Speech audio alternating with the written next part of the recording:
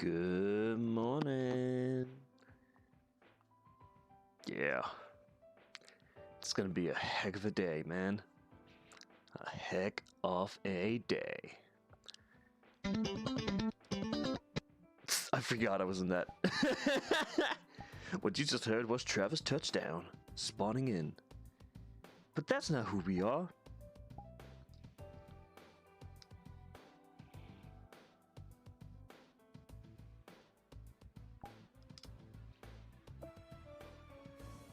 Huh. Surprisingly, this works pretty well. Huh.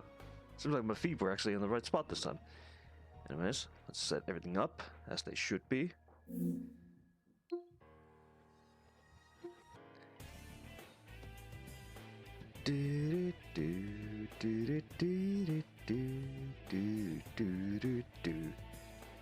That's good.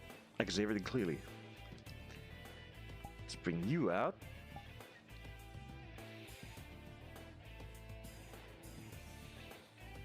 Put you right there. Behavior. Let's move you out. That's fine. I forgot. Ding, ding, ding. Do that as well. That's perfect.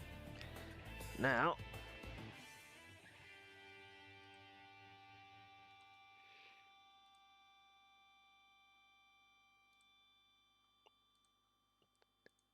Hey, what's up, Nun? What's up, Nako? Let me just fucking... Ah! Almost did it. Come down here. I tried jumping over the table. I failed miserably. That was my bad. Hey, good morning. How's it going? I'm full of energy this time, weirdly enough. I don't know how, I don't know when, but I'm just full of freaking energy. Yeah, that'll do. Perfect. How's it going? How's everybody doing? It's another day, another stream, and we're finally debuting a new show. Oh, mate. Hi.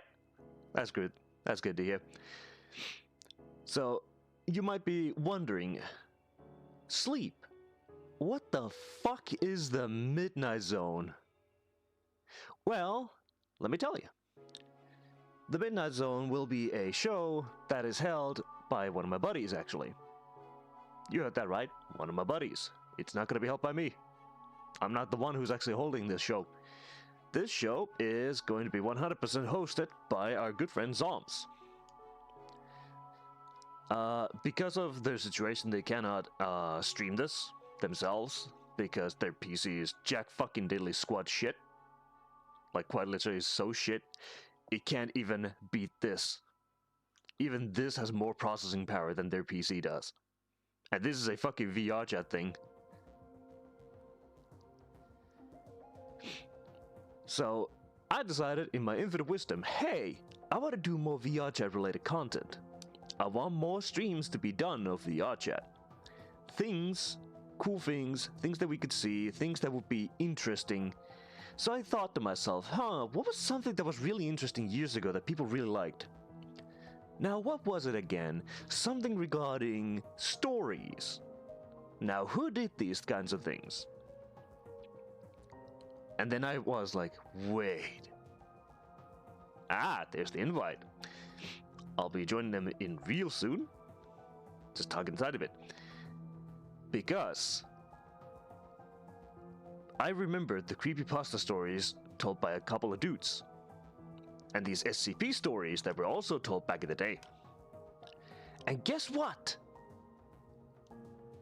The brilliant idea lit up. Why not give somebody who's very passionate about horror things and also stories and stuff a voice? A platform.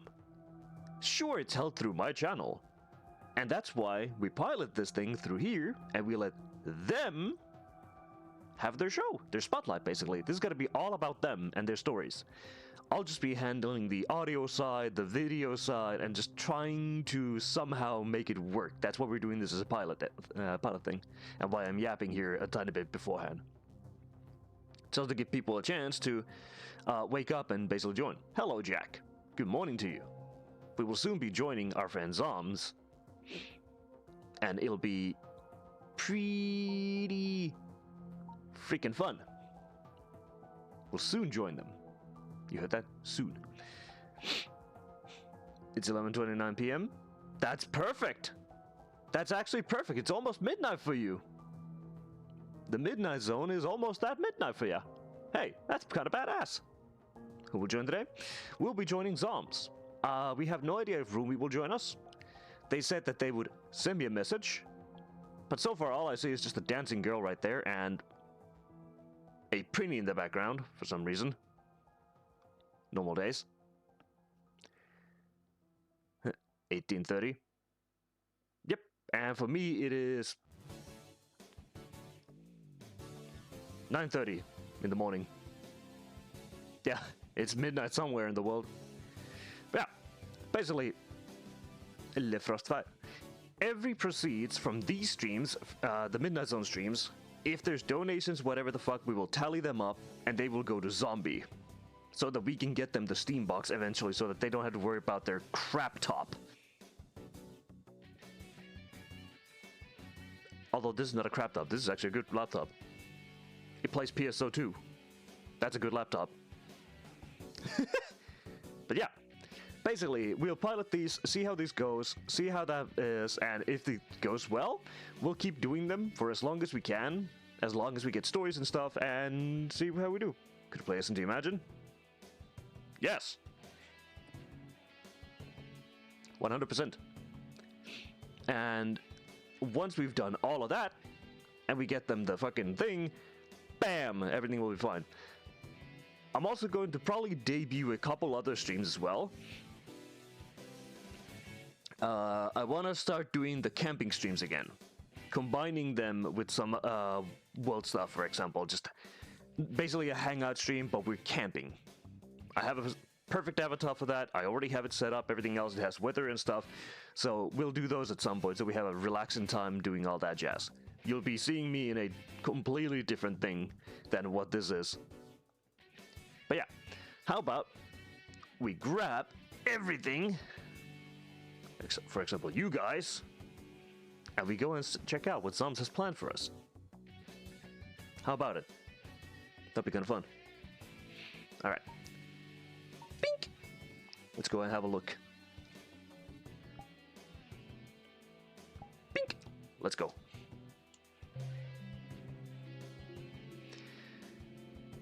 It will also take a tiny bit of time because we're going to be assembling the audio and basically trying to see that it works great.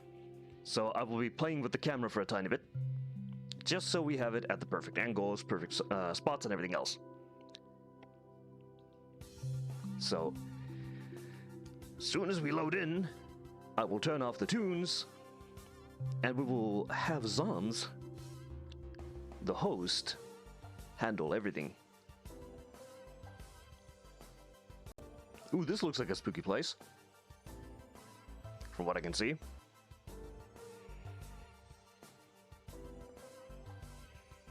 Alright, come on, come on.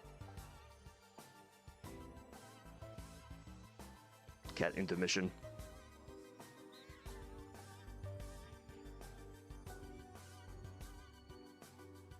Yes.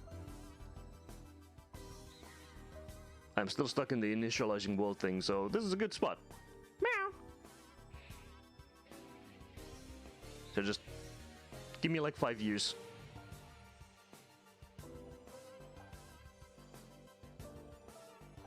Because VR chat likes to do this to me a lot. It's been doing this for a little bit. I think the servers are having, once again, breakdown issues, etc. So we're stuck in a void for a tiny bit. Just, yeah. I love you, VR chat, but come the fuck on. Hello there. How you doing, guest?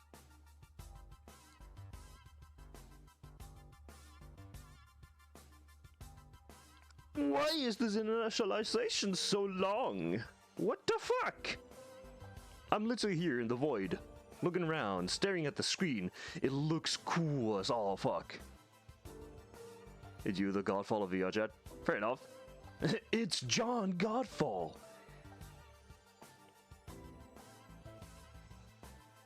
Wow.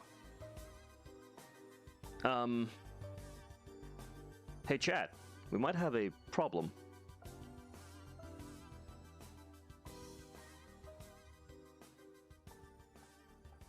It shouldn't be taking this long to initialize this world. What the fuck?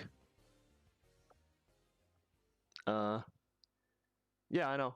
I remember.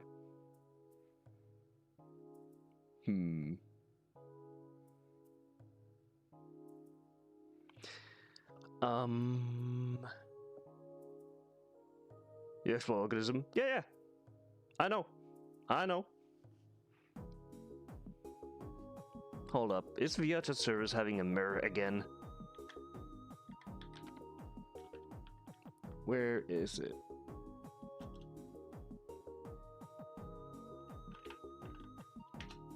Ah, Christ's sake. You got a sick new wallpaper from that one now? Hell yeah. Oh, let's have a look. Oh, seems to be fine. What is happening here?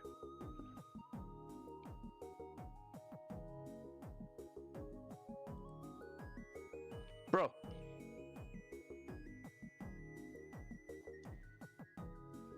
I might need to restart VRC.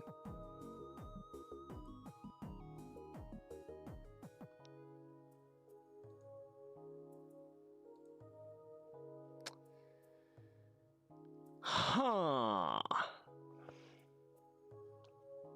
Alright. Give me a sec. I'm gonna restart VRChat.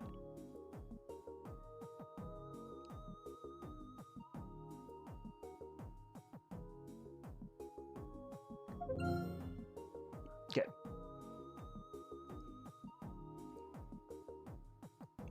This is off to a great start. What the fuck? That's not VRChat. Bink. Yeah, it happens at times. I love when this happens.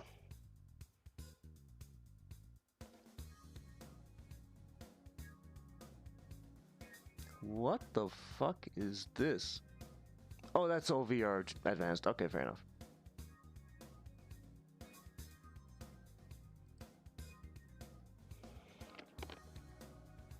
Yeah, it is trying to launch everything, so give me a sec.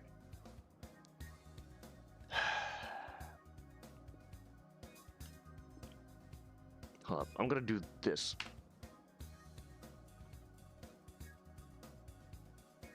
There we go. That's fine. Okay, launch it now. Ah, I love technology. I love when this happens.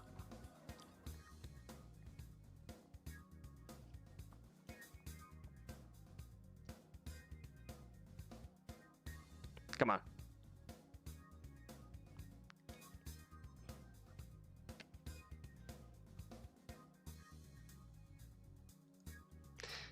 What the fuck do you mean?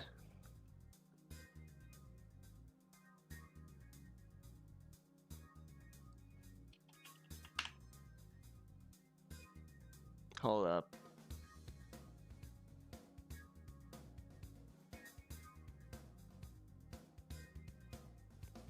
Okay, something has absolutely broken just now.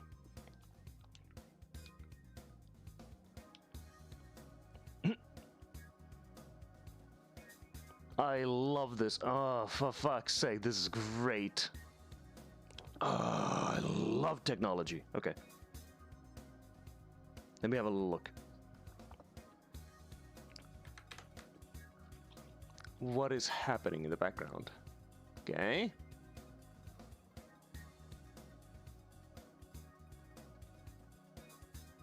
Hey JK, I'm gonna pit. That's fine. Everything here is running just as should.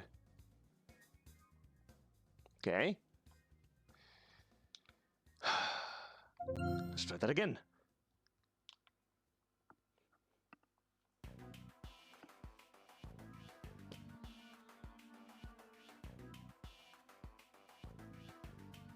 Fun fact, it was easy and touchy just now, having a fucking moment.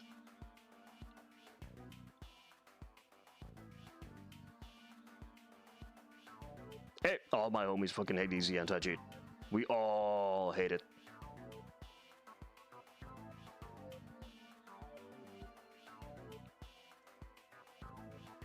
Okay.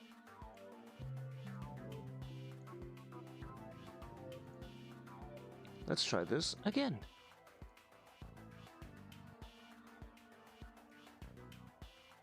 All right. Let me stand up.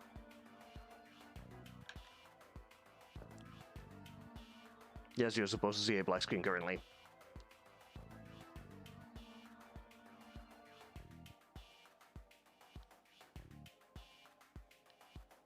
Okay. I'm gonna put that right there so you don't have to worry about anything. Gonna recal myself. Because love technology. Love my technology. Love me, Emperor. Love everything about technology. Technology is beautiful. It never breaks. Never ever does it break. Okay, let's try that again.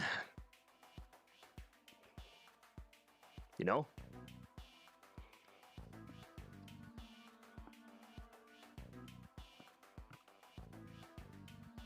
Okay, this time I actually can see the world.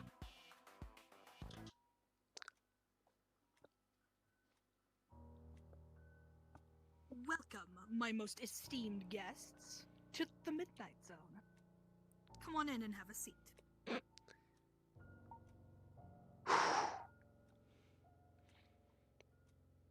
Give me a sec. Doink.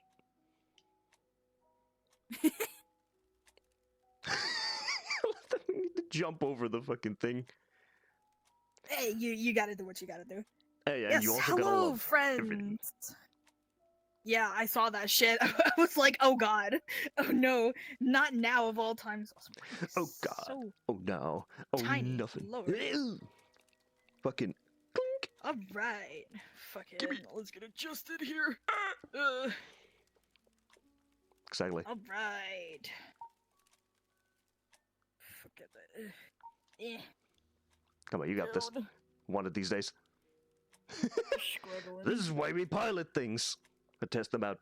Yes. Mm-hmm. You have been hee-hoed at. Hee-ho, hello. Alright, okay. Hello, and welcome to the Midnight Zone. Today we will peer beyond the veil and listen to tales of the mysterious and macabre and discover what goes bump in the night. So grab a snack and cozy up, and let's get started. Today we will be reading a very, very classic internet horror story, The Russian Sleep Experiment. Do you know anything about the Russian sleep experiment, City? I remember reading it a long time ago and seeing some videos about it. Where they basically tried to see what happens to the human psyche after, you know, staying awake for way too long. Exactly. Now, you've probably seen the classic image of, like, the malformed humanoid person thingy on a bed with its arms around itself. Fun fact, that is actually not a real photo of a real person. It is a photo of a Spirit Halloween prop. Wait, really? Is it actually from Spirit of Halloween? Yes, it is. You can look it up. I don't recall what it is, like, listed as by Spirit Halloween, but it was a prop sold by them at one point. Huh, go figure. Hope you're doing good as well. Apparently chat's asking. Yes, I am doing fantastic. I'm very excited to be reading this story for you guys today. Horror has been a massive pillar of my life ever since I was very small, and my first encounter with horror was watching The Exorcist. believe it or not. Really? And I've seen it 167 times, and it keeps getting funnier every time I see it. This is about right. Horror is such a unique and fascinating medium to explore in any like form. Video games, movies, TV shows, artwork, books, anything. Even just telling people random stories, or There is even no bunny this time. chainmail emails of Smile Dog saying, spread the word. Oh, your family member is going to experience something scary if you don't send this to 5 of your friends. Oh boy, Horror I fucking remember is it. inevitable. It is a expression of what is dark in the world. That is what being goth is like kind of about. Embracing the darkness, accepting the evil of the world, and finding curiosity, finding a home in this darkness. And this is what this series is all about, ladies and gentlemen. Exploring the dark. Yes. All right. So, without further introduction, let's get into this. I will be reading this off of the official Creepypasta website, so if you see me just kind of like looking around nonsensically or like moving my controller a certain way, that's what I'm doing. Alright, let me get this up here. Alright. Hello, Hendrit. Hi, Hendred. Welcome. We're This hearing some is horror stories. The Russian sleep experiment. Russian researchers in the late 1940s kept 5 people awake for 15 days using an experimental gas-based stimulant. They were kept in a sealed environment to carefully monitor their oxygen intake so the gas didn't kill them, since it was toxic in high concentrations. This was before closed-circuit cameras, so they had only microphones and 5-inch thick glass porthole-sized windows into the chamber to monitor them. The chamber was stocked with books, cots to sleep on but no bedding, running water, a toilet, and enough dried food to last all 5 for over a month. The test subjects were political prisoners deemed enemies of the state during World War II. Everything was fine for the first 5 days. The subjects hardly complained, having been promised, falsely, that they would be freed if they submitted to the test and did not sleep for 30 days. Their conversations and activities were monitored, and it was noted that they continued to talk about increasingly traumatic incidents in their past. And the general tone of their conversations took on a darker aspect after the 4-day mark. After 5 days, they started to complain about the circumstances and events that led them to where they were and started to demonstrate severe paranoia. They stopped talking to each other and began alternately whispering into the microphones and one-way mirrored portholes. Oddly, they all seemed to think that they could win the trust of the experimenters by turning over their comrades, the other subjects in captivity with them. At first, the researchers suspected that this was an effect of the gas itself. After 9 days, the first of them started screaming. He ran the length of the chamber repeatedly, yelling at the top of his lungs for 3 hours straight. He continued to attempt to scream, but was only able to produce occasional squeaks. The researchers postulated that he had physically torn his vocal cords. The most surprising thing about this behavior is how the other captives reacted to it, or rather, didn't react to it. They continued whispering to the microphones until the second of the captives started to scream. The 2 non-screaming captives took the books apart and smeared page after page with their own feces and pasted them calmly over the glass portholes. The screaming promptly stopped. So did the whispering to the microphones. After 3 more days had passed, the researchers checked the microphones hourly to make sure they were working, since they thought impossible that no sound could be coming out of a room with 5 people inside. The oxygen consumption in the chamber indicated that all 5 must still be alive somehow. In fact, it was the The amount of oxygen 5 people would consume at a very heavy level of strenuous exercise. On the morning of the 14th day, researchers did something they said they would not do to get a reaction from the captives.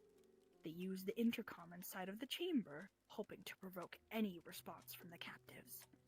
They were afraid we're either dead or just vegetables. The intercom crackled, and they announced, "We are opening the chamber to test microphones. Step away from the door and lie flat on the floor or you will be shot. Compliance will earn one of you your immediate freedom." To their surprise, they heard a single phrase in a calm voice response. "We no longer wish to be freed." Debate broke out amongst the researchers and the military forces funding the expensive research. Unable to provoke any more response using the intercom, it was finally decided to open the chamber at midnight on the 15th day. The chamber was flushed of the stimulant gas and filled with fresh air, and immediately, voices from the microphones began to object. 3 voices began begging, as if pleading for the life of loved ones, to turn the gas back on. The chamber was opened, and soldiers sent in to retrieve the test subjects. They began to scream louder than ever, and so did the soldiers when they saw what was inside. 4 of the 5 subjects were still alive, although no one could rightly call the state that any of them left alive. The food rations past day 5 had not been so much as touched. There were chunks of meat from the dead test subject's thighs and chest stuffed into the drain of the center of the chamber, blocking the drain and allowing 4 inches of water to accumulate on the floor. Precisely how much of the water on the floor was actually blood was never determined. All 4 of the surviving test subjects had also had large portions of muscle and skin torn away from their bodies. The destruction of flesh and exposed bone on their fingertips indicated that the wounds were inflicted by hand, not with teeth, the researchers initially thought. Closer examination of the position and angles of the wounds indicated that most, if not all of them, were self-inflicted. The abdominal organs below the ribcage of all 4 test subjects had been removed, while the heart, lungs, and diaphragm remained in place. The skin and most of the muscles attached to the ribs had been ripped off, exposing the lungs through the ribcage. All the blood vessels and organs remained intact. They had just been taken out and laid on the floor, fanning around the eviscerated, but still living bodies of the test subjects. The digestive tract of all 4 had been seen to be working, digesting food. It quickly became apparent that they were digesting what was their own flesh that they ripped off and had eaten over the course of days. Most of the soldiers were Russian special operatives at the facility, but many still refused to return to the chamber to remove the test subjects. They continued to scream to be left in the chamber, and alternately begged and demanded the gas be turned back on, lest they fall asleep. To everyone's surprise, the test subjects put up a fierce fight in the process of being removed from the chamber. One of the Russian soldiers died from having his throat ripped out. Another was gravely injured by having his testicles ripped off, and an artery in his leg severed by one of the subject's teeth. Another 5 soldiers lost their lives if you count the ones that committed suicide in the weeks following the incident. In the struggle, one of the 4 living subjects had his spleen ruptured, and he bled out almost immediately. The medical researchers attempted to sedate him, but this proved impossible. He was injected with more than 10 times the human dose of morphine derivative, and still fought like a cornered animal, breaking the ribs and arm of one doctor. when heart was seen to beat for a full 2 minutes after he had bled out to the point that there was more air in his vascular system than blood. Even after it stopped, he continued to scream and flail for another 3 minutes, struggling to attack anyone in reach and just repeating the word "more" over and over, weaker and weaker, until he finally fell silent. The surviving 3 test subjects were heavily restrained and moved to a medical facility, the 2 with intact vocal cords continuously begging for the gas, demanding to be kept awake. The most injured of the 3 was taken to the only surgical operating room that the facility had. In the process of preparing the subject to have his organs placed back within his body, it was found that he was effectively immune to the sedative that they had given him to prepare for the surgery. He fought furiously against his restraints, and the anesthetic gas was brought out to put him under. He managed to tear most of the way through a 4-inch wide leather strap on one wrist, even though the weight of a 200-pound soldier was holding that wrist as well. It only took a little more anesthetic than normal to put him under, and the instant his eyelids fluttered and closed, his heart stopped. In the autopsy of the test subject that died on the operating table, it was found that his blood had triple the amount of level of oxygen.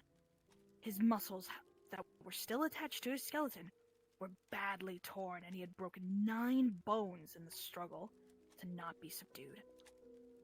Most of them were from the force of his own muscles had exerted on him. The second survivor had been the first of the group of the 5 to start screaming. His vocal cords destroyed, he was unable to beg or object to surgery, and he only reacted by shaking his head violently in disapproval when the anesthetic gas was brought near him. He shook his head yes when someone suggested, reluctantly, they try the surgery without anesthetic, and did not react for an entire 6-hour procedure of replacing his abdominal organs and attempting to cover them with what remained of his skin. The surgeon presiding stated repeatedly that it should be medically impossible for any patient to still be alive.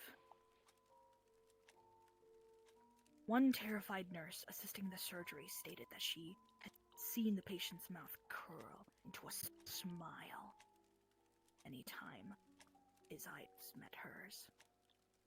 When the surgery ended, the subject looked at the doctor and began to wheeze loudly, attempting to talk while struggling. Assuming this must be something of a drastic importance, the surgeon had a pen and pad fetched so the patient could write his message. It was simple. Keep cutting. The other 2 subjects were given the same surgery, both without anesthetic as well, although they had to be injected with a paralytic for the duration of the operation. The surgeon found it impossible to perform the operation while the patients laughed continuously. Well then. Once paralyzed, the subjects could only follow the attending researchers with their eyes. The paralytic cleared their system in an abnormally short period of time, and they were soon trying to escape with their bonds. The moment they could speak, they were again asking for the stimulant gas.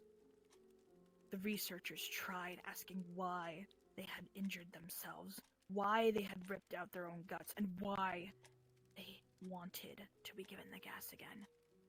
Only one response was given.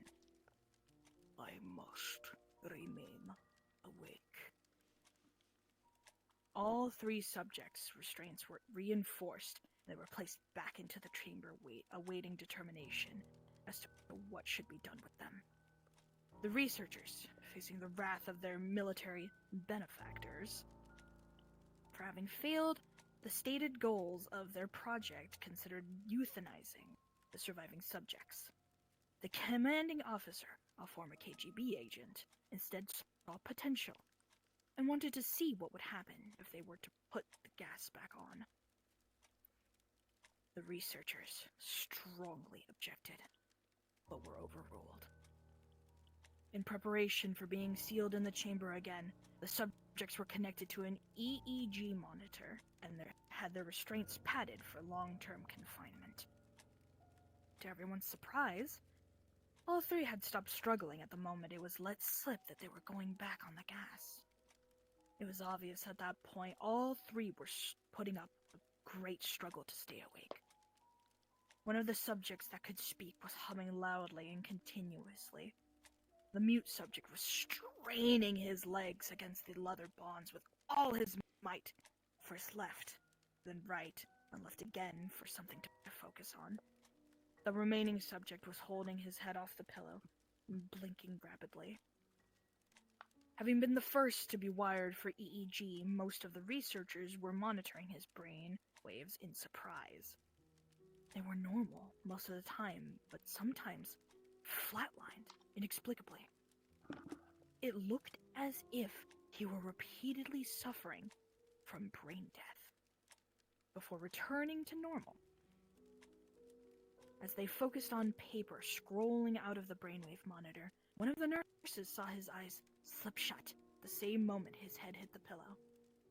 His brainwaves immediately changed to that of a deep sleep, then flatlined for the last time as his heart simultaneously stopped.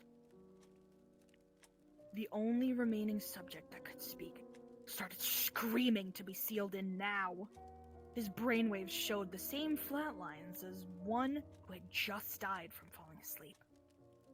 The commander gave the order to seal the chamber with both subjects inside, as well as 3 researchers. One of the named 3 immediately drew his gun and shot the commander point blank between the eyes, then turned the gun on the mute subject and blew his brains out as well. He pointed the gun at the remaining subject, still restrained to a bed as the remaining members of the medical and research team fled the room. "I won't be locked in here with these things! Not with you!" he screamed at the man strapped to the table. "What are you?" he demanded. "I must know!" The subject smiled. "Have you forgotten so easily?" the subject asked. "We are you. We are the madness that lurks within you all, begging to be freed at every moment in your deepest animal mind. We are what you hide from in your beds every night. We are what you sedate into silence and paralysis when you go to the nocturnal haven where we cannot tread." The researcher paused and aimed at the subject's heart and fired. The EEG flatlined as the subject weakly choked out. So nearly free. And that is the Russian sleep experiment. A classic. Absolute classic. What a phenomenal use of the almost sterile report-like format of the story itself. Straight to the point. No flowery language, no beating around the bush, no ifs, ands, nothing. Straight up. Yeah. And it is a fantastic read. Yeah, it's a very old tale from like what was it, 2008, 2007, somewhere from there. I believe so, somewhere around then, yes. 100 has chills. Yeah. It's no wonder, you know?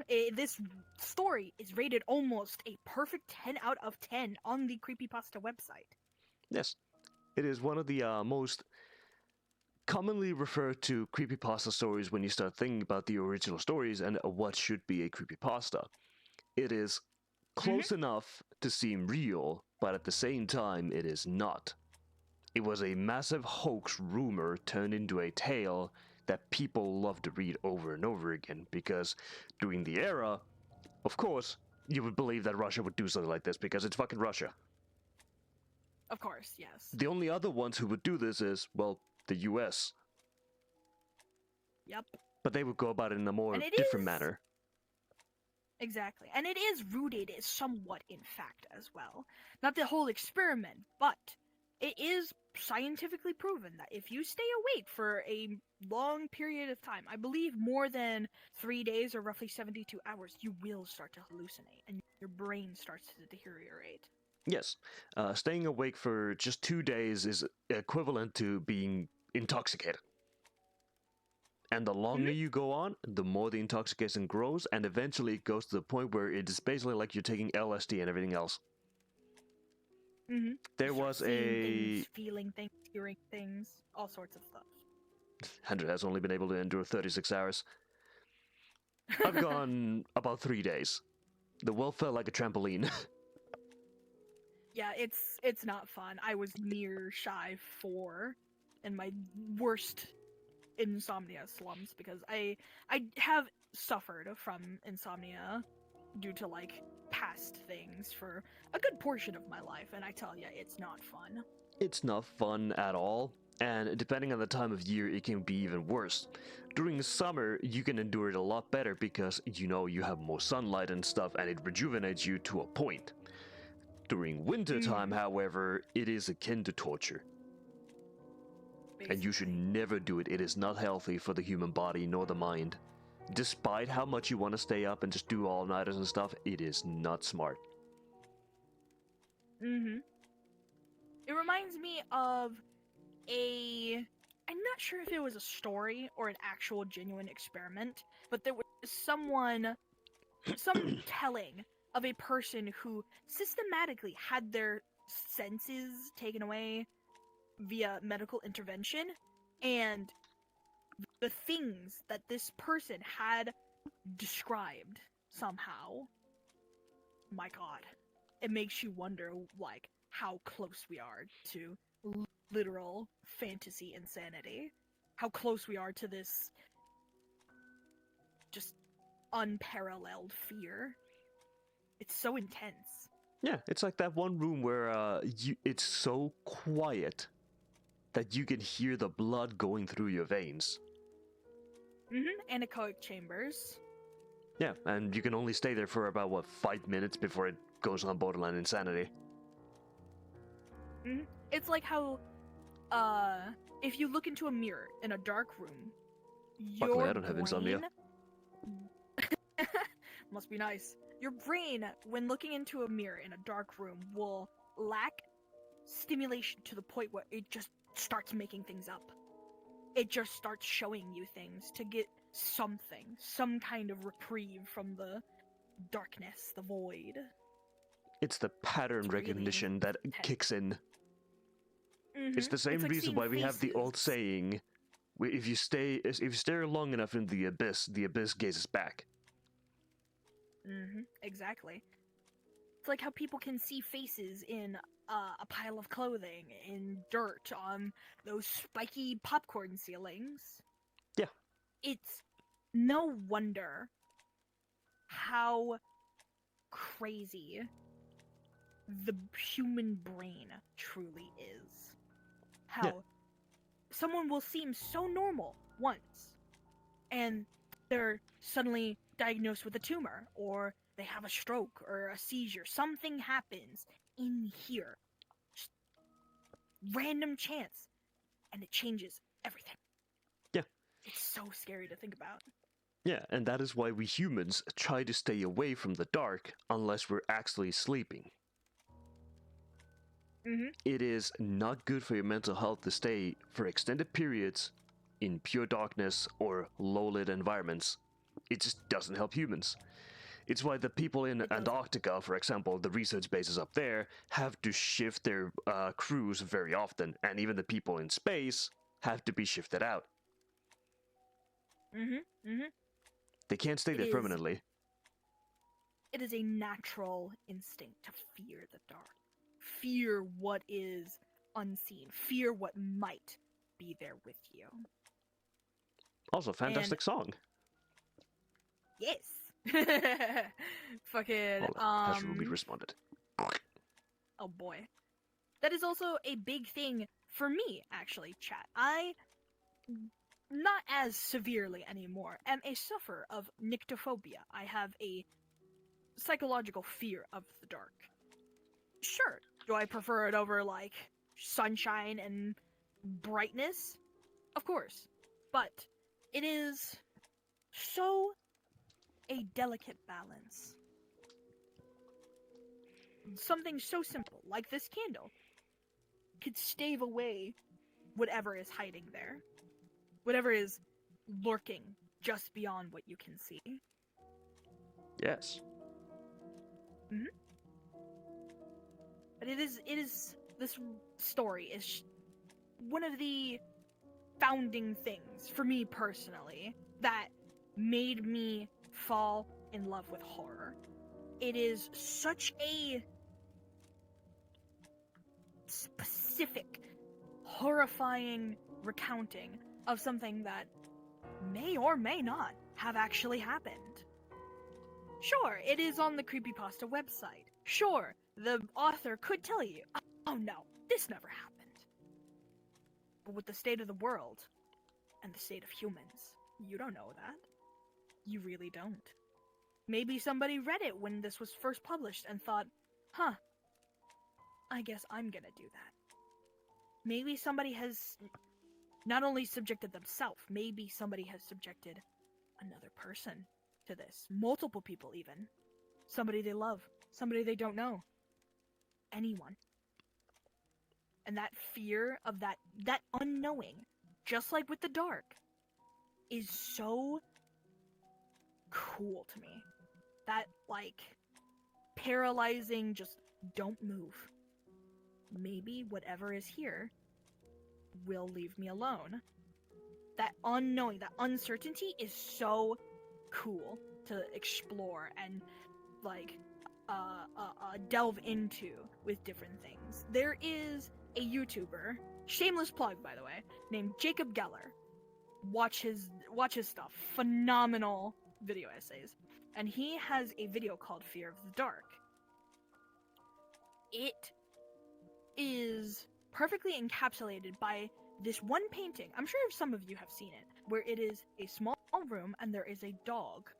And it looks as though it is barking at an open door where there is just nothing but darkness.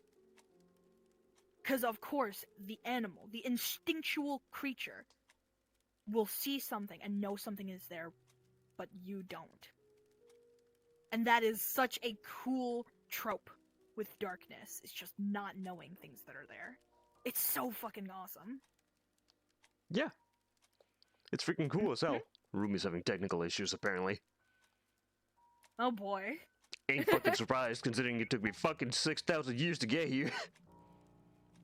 Yeah, I know. I saw that. Like, I noticed because I had my mirror out so I could time that little step in correctly, and I just saw you, like, you were in the falling animation. I'm like, what the fuck? What is happening? So I was like fucking scrambling to check the VR chat servers to make sure that there wasn't like anything going on. I checked my fucking internet connection. I called Void, my husband, really fast, and I was like, dude, make sure that the fucking Wi-Fi box is working. it was just like a really sudden moment of panic. Yep. Mm-hmm. Maybe we got hit by a creepypasta. Ooh. Ooh, technology! Ooh. You never know. You never know what's happening. No, you never know. It could be some spooky things, like a ghost sitting on your Wi-Fi box.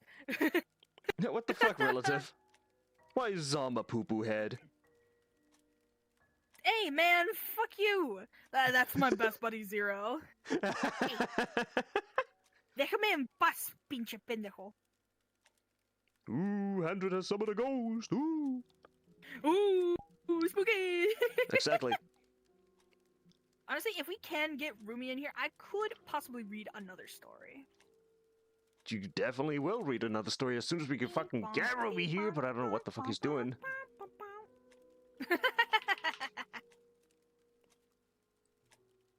They're trying so hard to get here. They're trying so hard. but they got so far.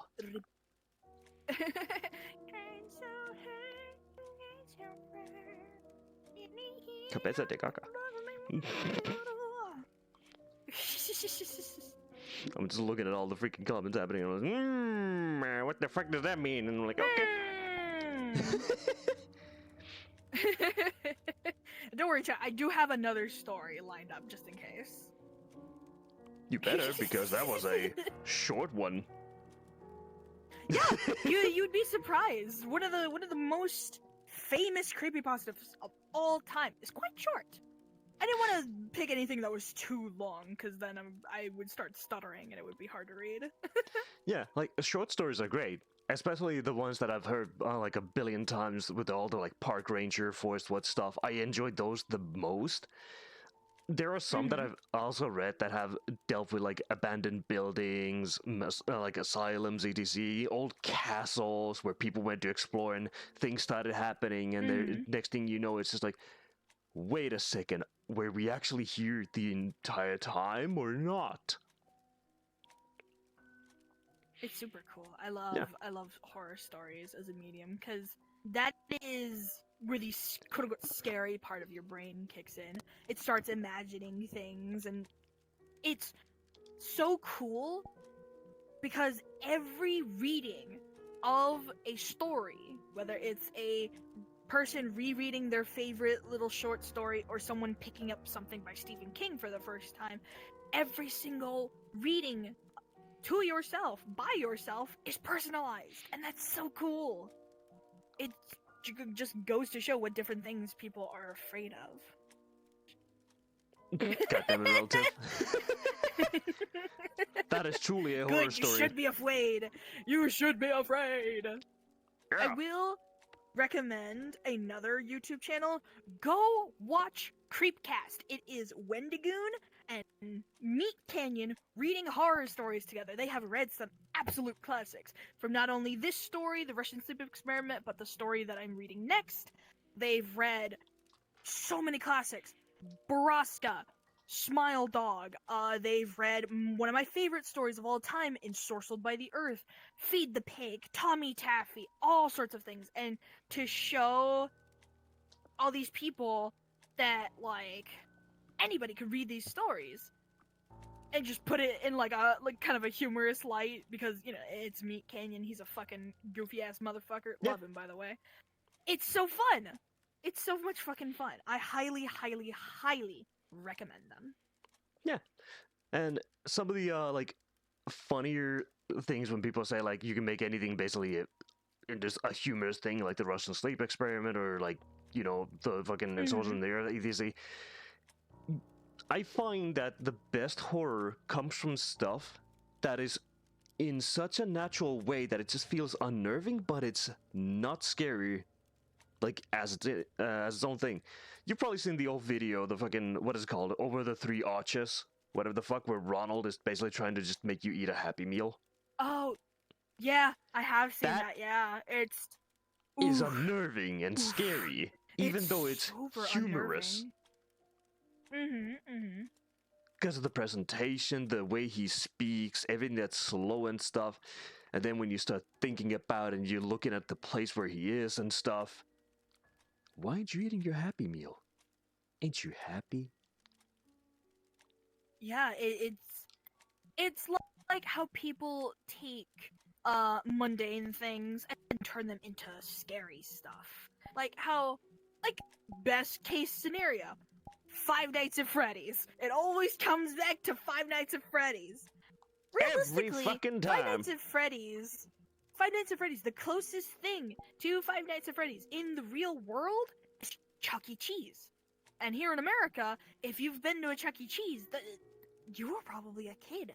You were probably just having the time of your life at either your own birthday party, your friend's birthday party. Maybe you did well on some assignment and your parents wanted to treat you. Anything could have happened. You don't know who the fuck was behind that rat suit. It could have been the most detestable person on Earth. Or something else. So many things could have happened, you know? Yeah, because you have no idea who it is. There's just a mascot character. And just taking things that are normally so lighthearted, so sweet, so innocent, and twisting it, corrupting it almost. That is such a cool trope to me. There's so many ways to do that. Like, I believe one of my favorites is oh gosh, I'm trying to remember. It's like how people will take the story of Pinocchio and turn it into a horror story. Guillermo del Toro. Guillermo del Toro, exactly. Which apparently, his Pinocchio is a sibling film to his most recent work, Frankenstein. Fantastic work. We love Guillermo del Toro in this fucking house. We love that guy. So fucking great. Have you seen Triline? Apparently, Hendred asks. I don't believe I have. I'll definitely have to look into that. It apparently has some really good horror stories in Spanish. Ah. Thanks for the recommendation. I will definitely look into that. Oh boy. There's Rumi. Alright. Good old roomies. Immediately sends invite, just, get your ass over here! Alright, chat, come on! Everybody go quickly! Come on, Rumi. And before Rumi ends up in the same situation as well. Oh my god. That would be Quickly, so everyone, bad. keep going! If we all collectively really hard, Rumi will get here with no issues! They will just pop in right there. Or there. Or there. I don't know. I think it's like somewhere right here? It's just about like right there next to the freaking Yeah, stuff. somewhere. Somewhere right there, yeah. They pop out from the darkness like the freaking creature they are. Fucking wow. Just hear the wow. Hey, would you look at that? It worked. Wow, we did it! Good job, everybody. We summoned Rumi. Give yourselves a round of applause. Fucking. A great job. You fixed my technical difficulties. Exactly, by going. That's the power of Oh, the. shut up.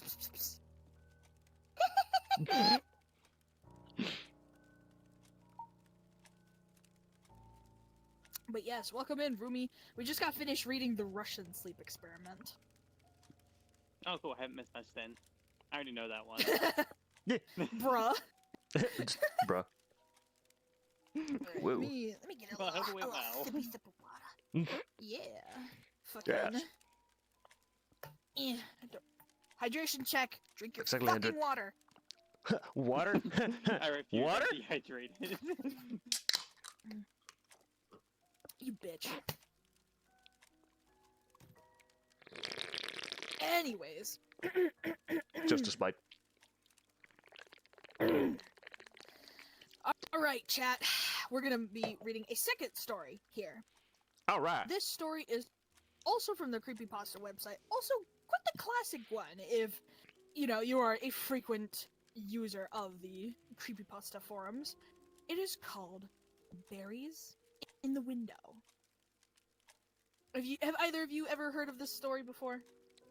That I doesn't think actually ring a so. bell. Ooh, goody. Oh, yeah, I think Y'all from in memory sleep, for you're a in for a treat. Mhm, boy. y'all are in for a fucking treat. Oh boy, sleep loves a good treat.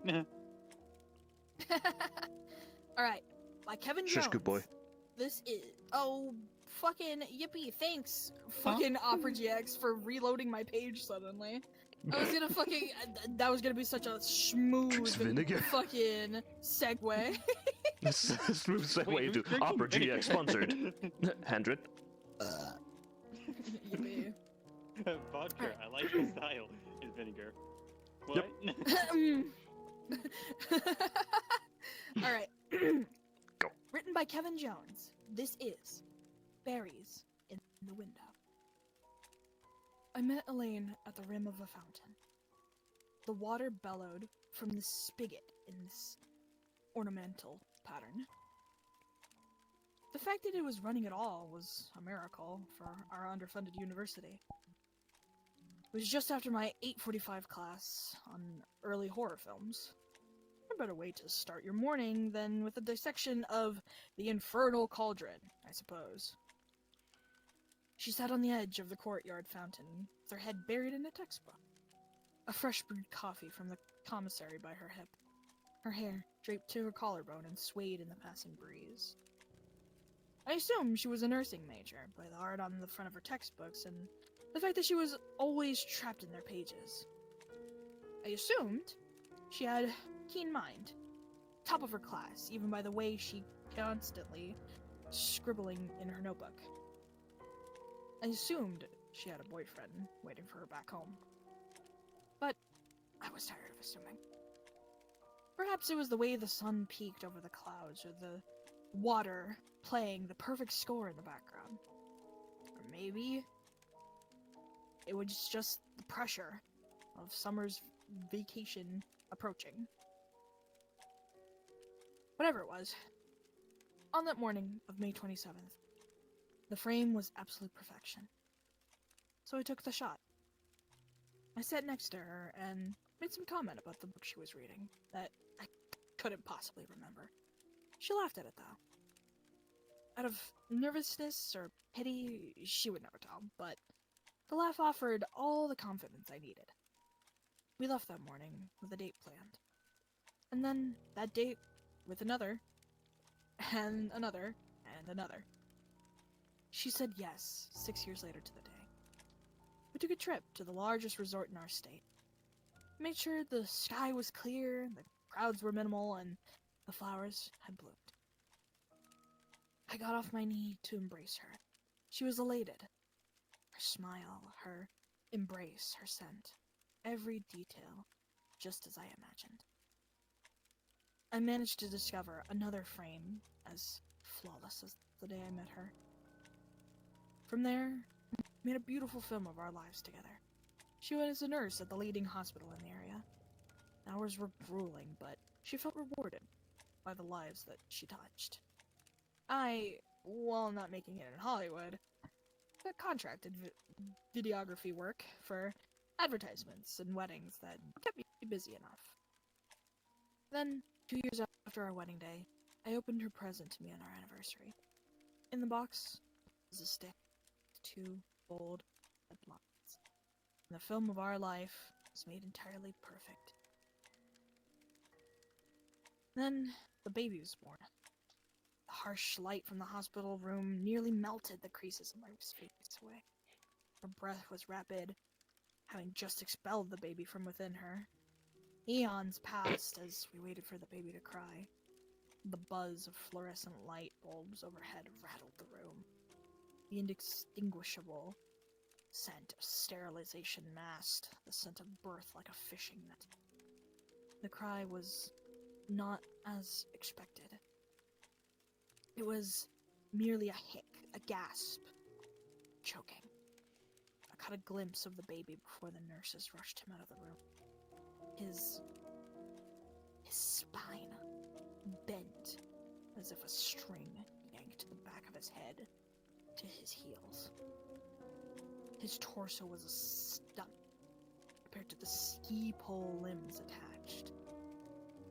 And the eyes, bulging from his skull, they clung to their sockets like balloons inflated in a roll of duct tape. Oh, I do know this one. The doctors said they had never seen a disorder like this. Months of ultrasounds and blood work showing a healthy boy, only for this. We were the result. It was as if he mutated during labor. Elaine and I were not the same. We talked less and less as every breath now needed to be spent on keeping it alive a little longer. The baby continued to breathe and feed, although through a tube. She loved the baby. She devoted everything she had to it, and I was in disbelief. I hoped to wake up from this nightmare that had become of us. That the pregnancy doctors were talked to were right, and a healthy baby was still on the way. Elaine didn't return to the hospital for work even after the maternity leave had expired. I stopped taking contracts for video work for a year.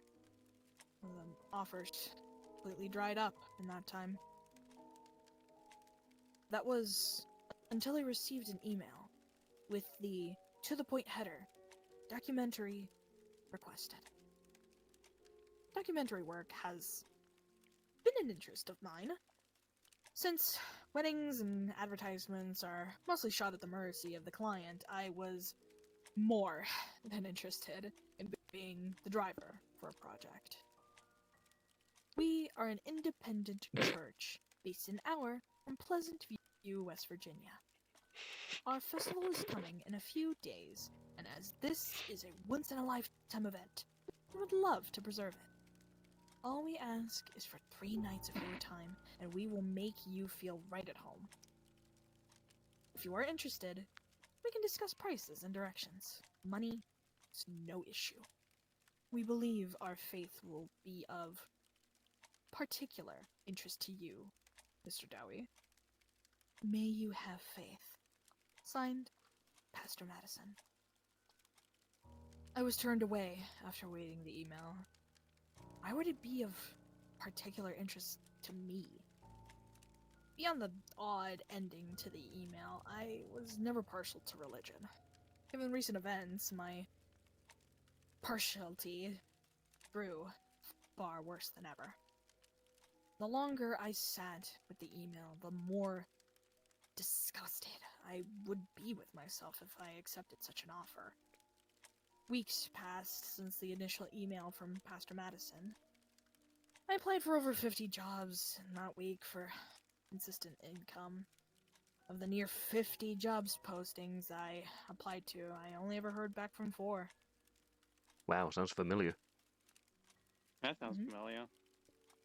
All with essentially the same apologetic rejection. Elaine's time was wholly dedicated to the baby. She was at its beck and whim. With each gasp or choke, she was there to refill the baby's feeding tube or change its diaper. She was monopolized, while I could hardly look at it. I was disgusted with myself for feeling this way. It was a constant stab of guilt within me. Funds ran completely dry. We began putting every expense on credit cards. And in doing so, we dug a hole $3,000 deep in only a couple of months. We feared losing the home. We feared losing the baby. We feared everything, and still rejection after rejection came from job listings with my name in the letterhead. I delivered food after a period of time, but every check was like filling a canyon with a bucket of sand. And then another email came. Not to me this time, but to Elaine. She showed me the message that read as follows. I hope I find you well. I wanted to follow up regarding our previous email. We are willing to pay you $8,000 for your services. We're very intrigued by your previous work and hope you will consider working with us for a few days. Our offer is negotiable. If you are interested, I can send you the directions to our church. The festival is quickly approaching. We would love to hear from you soon. May you have faith. Signed, Pastor Madison. I felt my integrity deteriorate as I read through the email. $8,000 for 3 days. Sounded too good to be an actual offer. Options were slim at the time, however, and 3 days away would be a much needed break from life, even if it was spent hearing this pastor proselytize. Perhaps a once-in-a-lifetime festival could even be fun. I told Elaine that I would take the offer. It was the first time I had seen her with an authentic smile since the baby was born. I decided her smiles were worth selling out for a church for the next couple of days. I opened my laptop and I emailed Pastor Madison back for directions. 3 days till the festival. Pleasant View was only a 2-hour drive from my home. As instructed by Pastor Madison, I pulled onto a back road that devolved from pavement to gravel and then dirt. The dirt ended in an encircling tree line, only 10 minutes from the main road. The remaining 50-minute journey needed to be completed on foot. Not a simple hike with all the film gear I was lugging. I took my phone from my pocket and sent a text to Elaine, notifying her of my arrival. The 1-bar signal I was sure would be the last for 3 days. After briefly worrying about leaving my car, I submerged myself into the sprawling woods. An hour later, I emerged from the bramble and leaf-coated forest to an open passing. Buildings speckled the grass with what seemed to be little forethought. Huts would be a generous term for these structures. Stacked logs, plastered together by dry clay, formed the exterior walls. Each one uniquely assembled, but collectively shared in their state of decay. The only buildings large enough to fit more than 3 people in them were a structure in the middle of 1 acre fenced in a field, and a church nestled in the village center. The top of the spire was a vacant seat for a cross. I considered getting a shot of the village to prove this wasn't just a film set I stumbled onto, when a figure approached. The man wore a crisp white alb ordained with a Jerusalem cross stitched with golden fabric. A wine-red sash draped around his neck, embroidered with the same golden stitching. He appeared to glide across the dirt path. Each of his footsteps were careful and deliberate. The man kept pure black hair tight to his scalp. No evidence of hair remained below his eyebrows. Gray didn't dare show regardless of the wrinkles appearing at the corners of his eyes. His irises cloaked his pupils perfectly. Pastor Madison, I assume, I said, extending my hand. We appreciate your time, Mr. Doward. His voice was smooth, as if the world's troubles were just set at ease. His hand was soft and light as it shook mine. His presence was strangely inoffensive, like he was constructed to never be disliked by any stranger. Please, take this. He extended an envelope. Upon opening it, I had a check for $4,000. The other half I was sure would come after the festival. It seemed rude to comment, just to confirm in the moment. He had a nature that was difficult to question, so I thanked him for the early payment and put it into my wallet. A picture of me and my wife met my eyes from the billfold. Our smiles are carved onto our faces. I remember the intense labor it took to wear a smile that day. We peeked over the vast white nothing, introduced to the image by a crease of my own making nearly a year prior. I felt a stab in my gut every time I saw that image. The crease fed the stab, but the crease remained. Allow me to show you around our town before your first service. I felt as though there wasn't much I could see from our current position, but I obliged. As we walked towards the heart of the village, he directed my attention to each of the structures, giving a story of each of the families who lived there.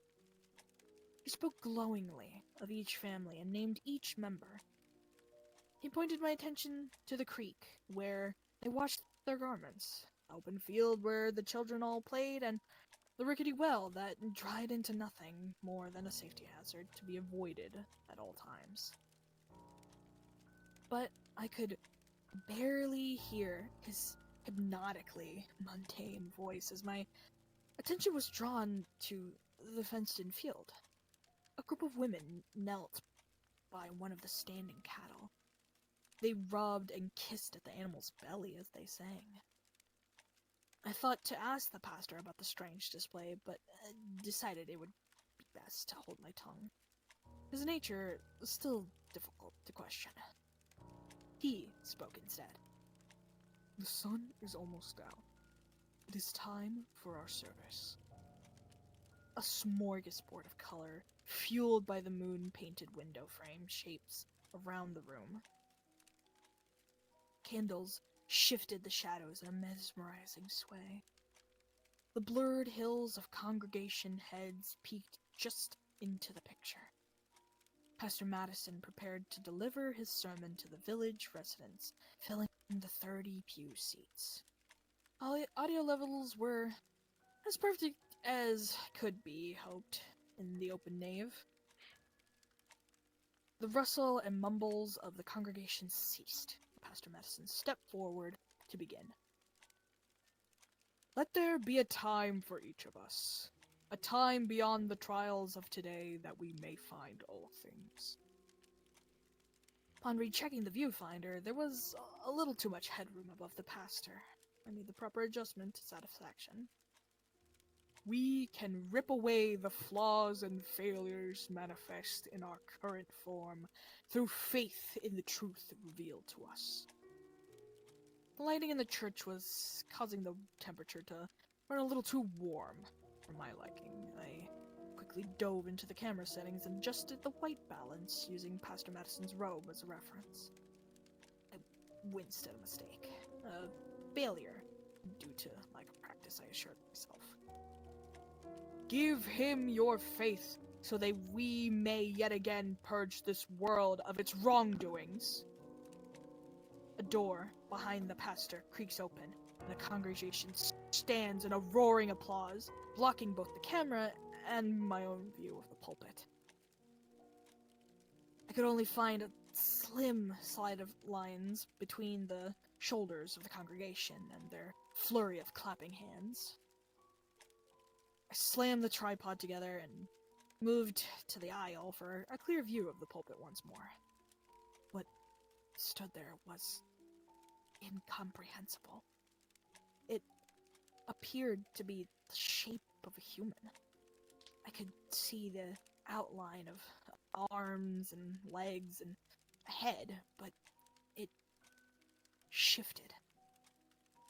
It was as if the thing had to actively work to contain itself in that form. The features of the being melted and folded in on itself. Its skin was charcoal black with specks of pale that gave it the appearance of snow falling on a tinted window. The camera could not see this. There were... where the thing should have been in the frame only showed as a white smudge that dimmed the rest of the light in the image. The aisle door creaked open, just a foot behind me. Behold, the manifestation of death! A woman entered, with dirt staining her lower portion of her dress. She held something in her arms, a small creature shielded by her shoulder. An all too familiar hic and gasp and choking wafted from the creature.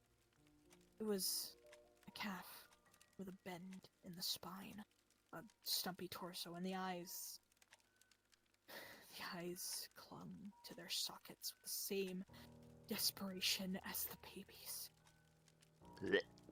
The woman ushered the calf to the altar and got onto a knee before presenting it to the being. Pastor Madison and the congregation muttered in a language unfamiliar to me. The words were rapid and louder as the being took the calf, it could only be perceived as its hands. A woman started to howl and convulse where she stood, and the chants overwhelmed her. The being raised the calf into the air, unhinged what could only be interpreted as its jaw, and consumed the deformed calf. The chanting ended in a breath. Silent anticipation washed over every person in the room.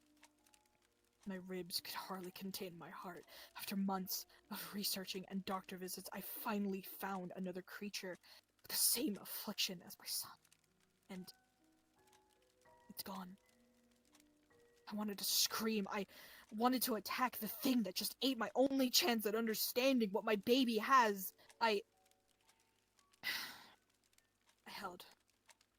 withheld this instinct. Pastor Madison bent behind the being and shouted, "It is born anew by pure faith." The crowd erupted into cheers and prayers in the unknown language. Tears filled the eyes of the congregation as Pastor Madison lifted the calf above his head, now perfectly healthy.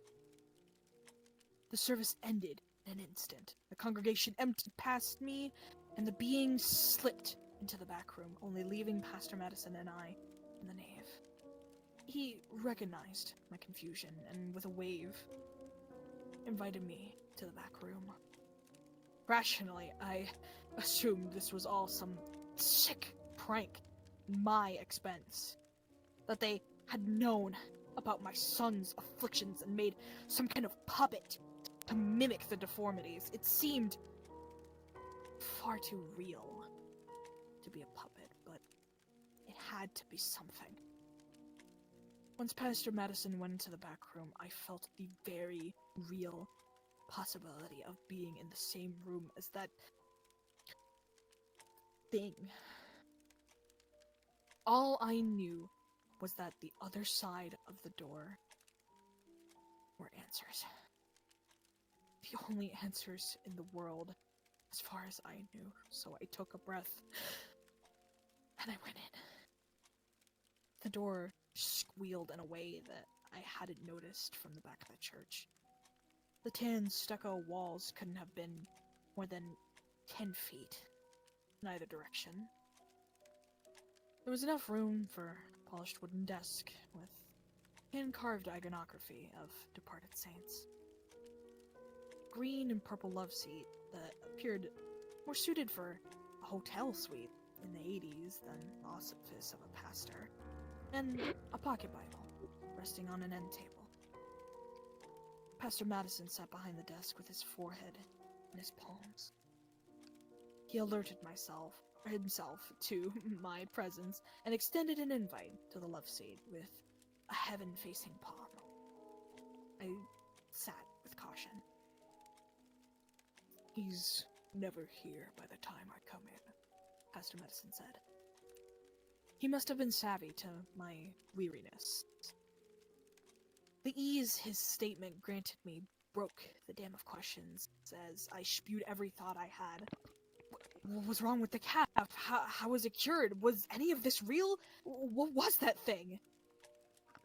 He sat in silence with my barrage of questions. His inoffensive face remained stoic as they bounced around in his head until he spoke. "That was my son's Bible before he passed. I used to have 3 others like it. It filled with notes, cover to cover." I found this an odd statement, given the myriad of questions I gave him. I took the pocket Bible into my hand without turning the cover.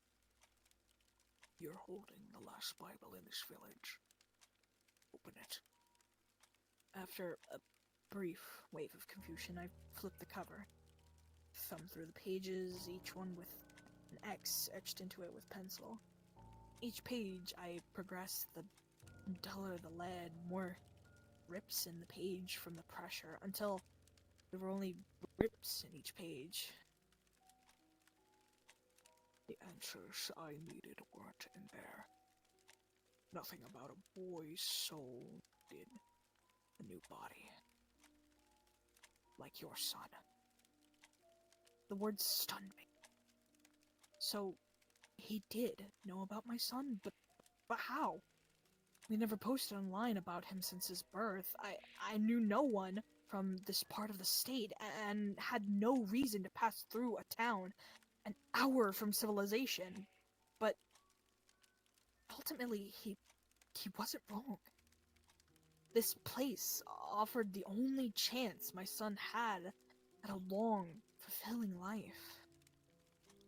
Without any other possible explanation for such a spectacle, I believed it. I had faith. A long pause followed, broken by his voice. Let me show you where you will be staying. The sun descended behind the skylines hours ago at this point. I knew my stay would not likely be a comfortable one. In such a impoverished, rural community, each roof is only suitable for the families within.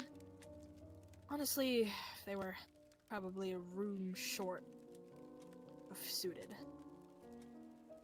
I followed the pastor to my living quarters without a word being spoken. I followed him past the rickety fence, the dilapidated well that erupted in a musty odor, and into the second largest building in the village, the barn. We entered the hayloft, spacious room in all dimensions but height, as the ceiling was nearly grazing my scalp. Hay bales lining the baseboards and stacking to the low ceiling in areas. Other than hay, an iron-framed bed sat below a broken window paired with a bucket to its side. The windowsill was splattered in red. Pastor Madison apologized for the state of the room and mentioned the likelihood of hearing some noises in the night. It'll likely be mice. It's best to ignore them, he said, in a stern voice. I assured him it was no issue at all, and I wasn't going to be staying long anyways. Then he left in a hurry. The moonlight gave the hayloft a tint of sickly pale white. Hours passed since entering the hayloft before I found an ounce of comfort, and still the springs of the mattress would not relent. I rolled from my opposite side, jab, stretch out on my back, jab. I yawned, thud. Sat up in an instant. The moon's light poorly painted the room, leaving vast corners in pure darkness. I called out to the void with a quivering breath. No response.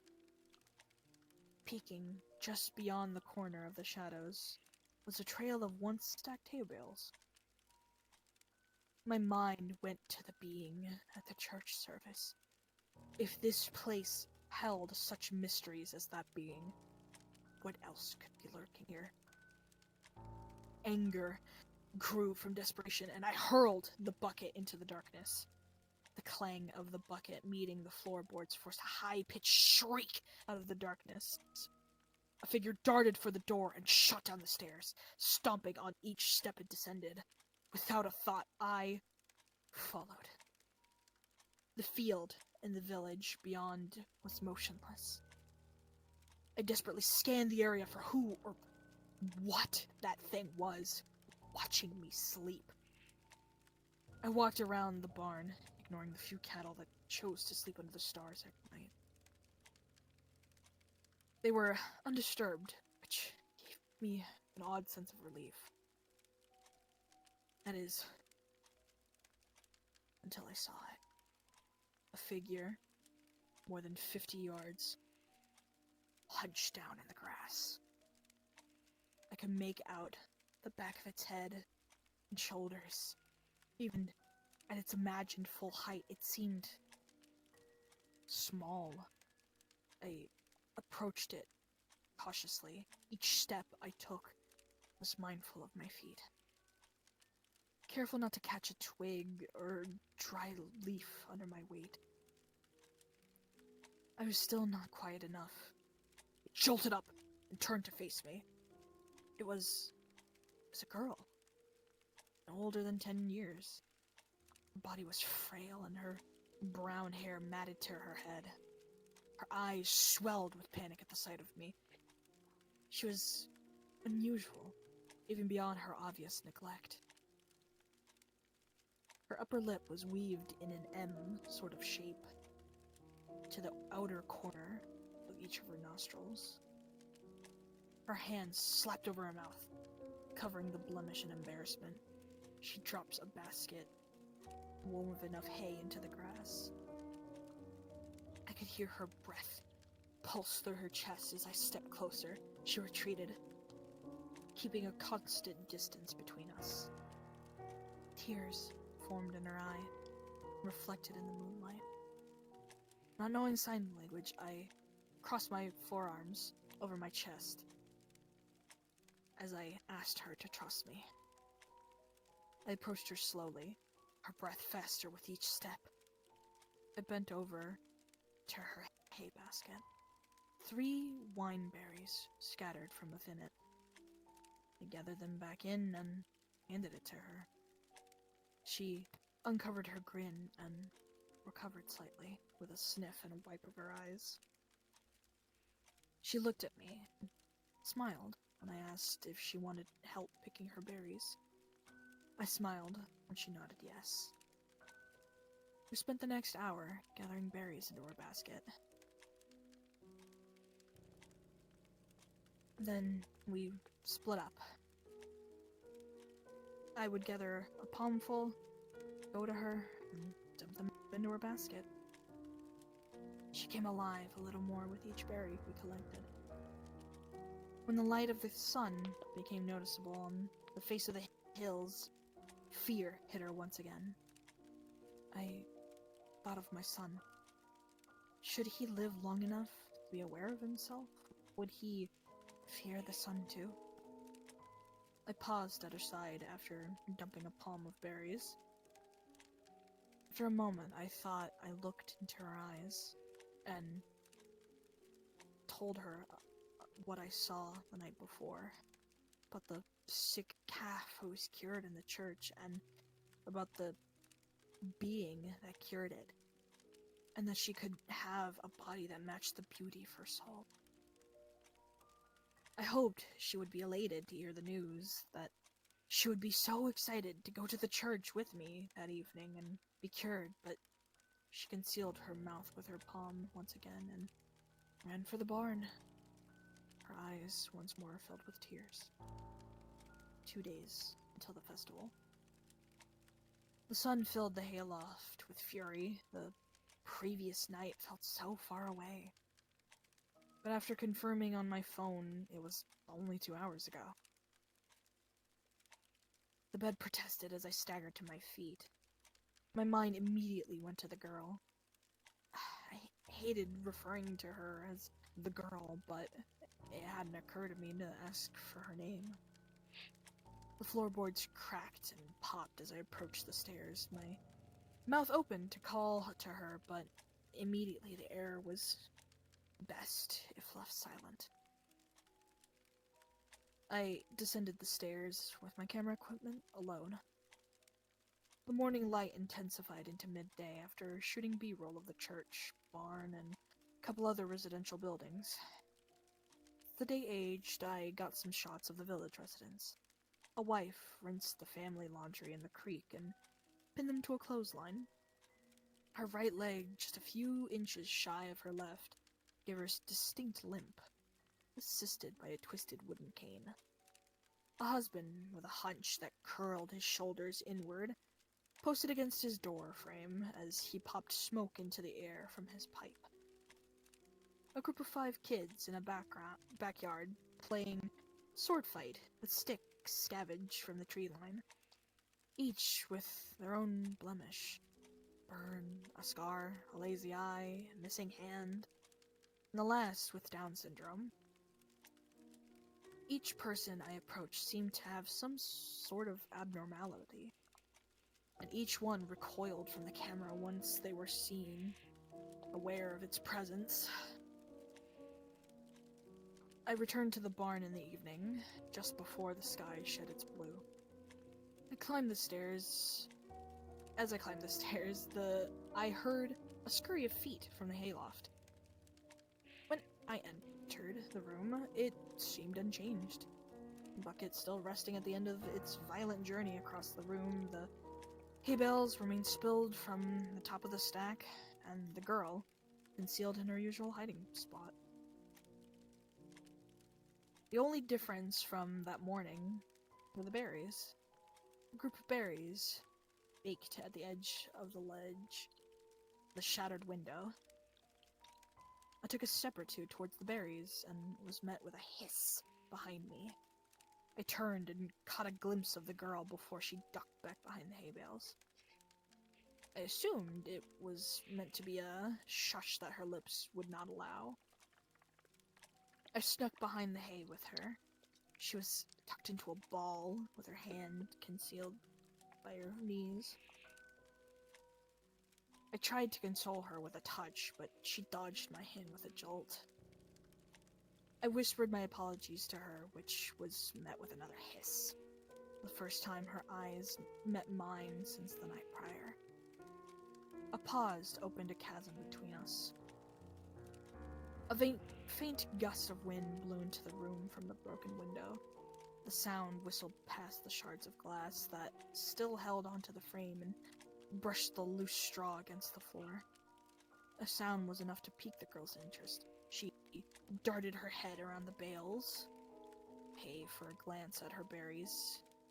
They remained unchanged.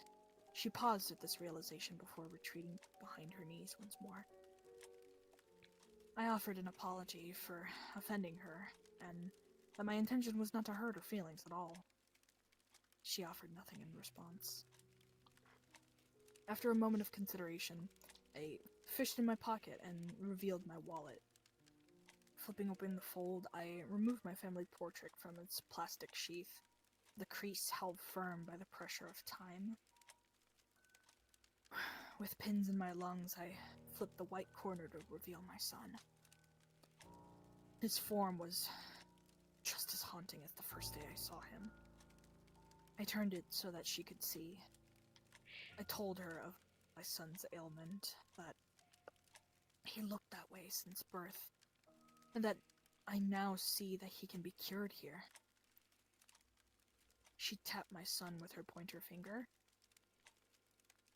I couldn't gather the meaning by the look in her eye, but I assured her that she wasn't wrong to see that he looked like the calf born here on my first day.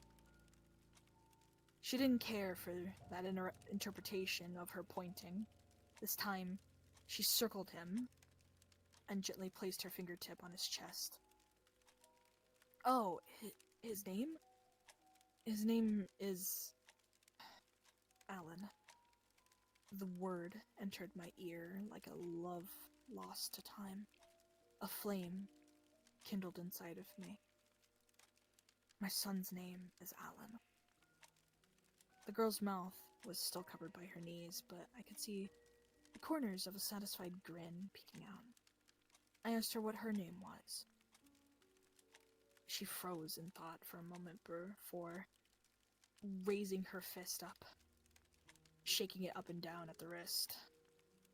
I chuckled at that display, but she joined in the amusement. Shake?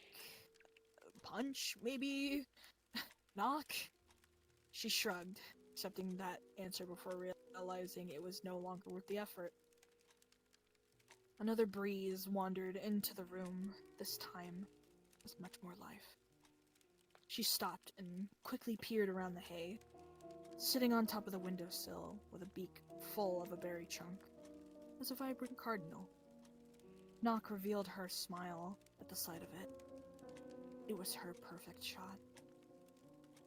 I looked back down at that family photo before reintroducing the fold and tucking it into the sleeve of my wallet. Our cardinal would soon come. Our perfect shot. The sun dropped from the sky, and with it my time with Nock briefly expired. I offered her my goodbyes, gathering my film equipment, and left for the church. The building felt different at night. Shadows exaggerated the cracks and curves of the weathered construction.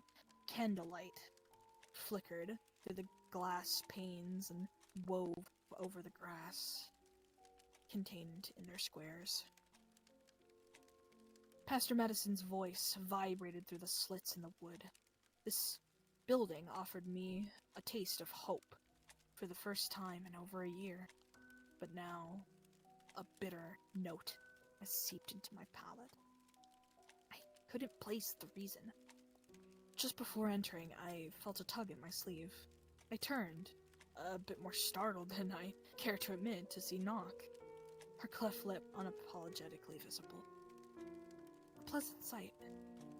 I asked her what she was doing outside of the church. I told her she didn't have to follow me inside, that it was okay to remain how she is. Inside, the roar of the congregation extinguished the insects playing their song for the moon.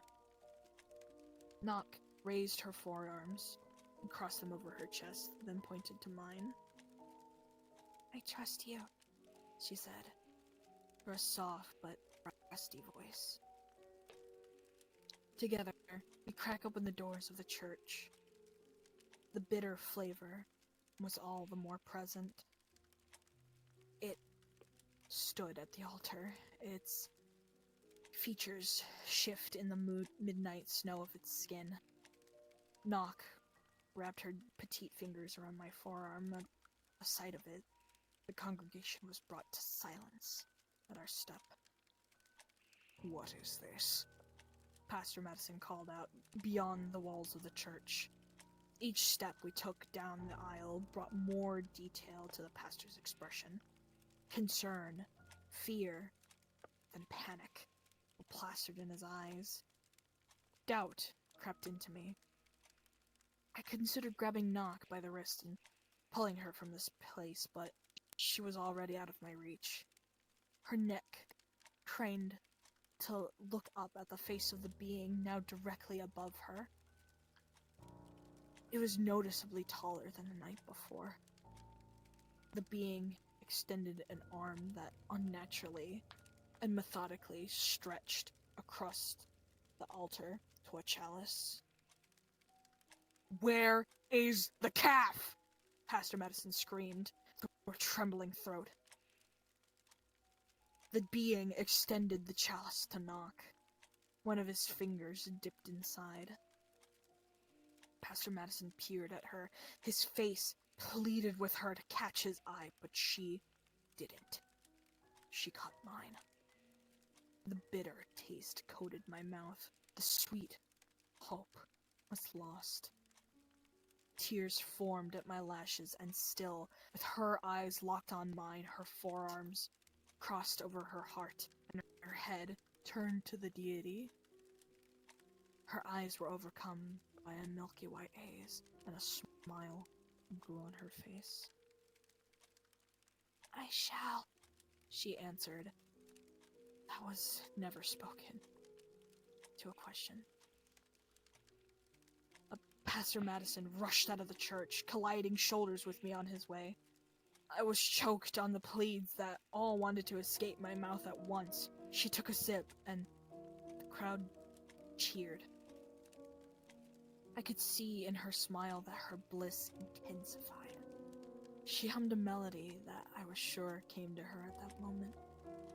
A melody just the same as the women singing to the cow. Then, the bones snapped. The spine compressed. The eyes bulged from their sockets, all while her hum continued. The congregation began their alien chant. Alan, the calf, and now Nock shared in living death. The being grabbed her new form. Its fingers became spears of speckled shadow, piercing her abdomen and lifting her into the air effortlessly. The chanting now more rabid and ear-splitting. I could not move. I could not think. I could not even breathe as the being's jaw unhinged with the cracking of falling trees. Nox's unrecognizable form slid into the being until the hum was no more. The crowd's chant turned silent as they waited for the rebirth. A girl with two perfectly normal eyes and lips standing upright at the altar. A girl born anew by pure faith. A girl that never came. The being glided off of the altar and into the back room. The nave was void of all sound, broken in a moment by the faint cry of a little girl. The candle flames chewed at the remainder of their wicks, leaving the wax slain in a puddle at their feet. The floorboards of the nave rested after their deafening squeals under the weight of the congregation. The altar left vacant. Hours passed since I last saw Nock before I found the strength to leave the church building. Clouds suffocated the moon of its light. Only lanterns dangling from the porches of family domiciles lit the way back to the hayloft. The lonely hayloft. Tears welled at the corners of my eyes. I wiped them away with my thumb and put the tears poking at the back of my eyes with a stern phrase. One more day. After scaling the mountain of stairs to the hayloft, I creak the door open to see an all too familiar scene. A dreadful mattress, nested in iron, hay bales scattered on the floor, the broken window, the fresh pile of berries in the windowsill. A figure rested in a hay bale. Excitement flushed over me in an instant. The room was draped in a flickering light casted from the lantern at the hip of Pastor Madison. No sight of Nock. His hands clasped together beneath his chin. His lips moved as if to speak, but no words came from them. The once pristine white robe draping from his shoulders is now soured and tattered from dirt and leaves and thorns. Although this was my room for another night, I couldn't help the feeling that I was intruding. I turned to sneak back down the stairs when his voice stopped me. Her name was Belle. His words quivered from his lips, but he still had an accusatory stab. I turned to face him. He pushed against his knees to stand. I could see his swollen eyes. With a sniff into his robe, he continued. I'm sure you didn't know. She never spoke to anyone, but she listened. She always listened, and I believed with full faith she would listen again. He paced around me like a shark, his eyes carefully monitoring his next step as he spoke. What happened to her? Where is she? My words stopped his encircling. A snarl curled his lips inward, repressing a moment of rage. The rage simmered in me as well. He continued as if he didn't hear me. I told her to stay away from the church, and she listened. I told her she was beautiful just the way she was, and she had all the faith in the world that she was. He turned and stepped a foot from me. His eyes met mine. The inoffensive facade he wore the moment I met him shattered in the moonlight. And then you come.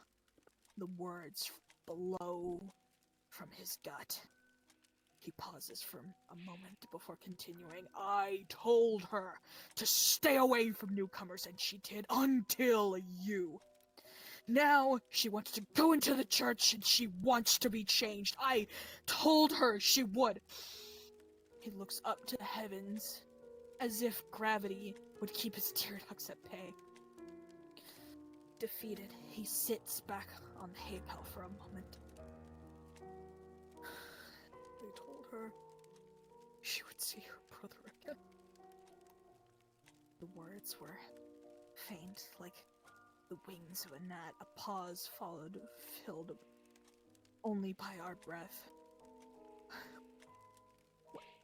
What happened to her? I insisted, with a stern tone.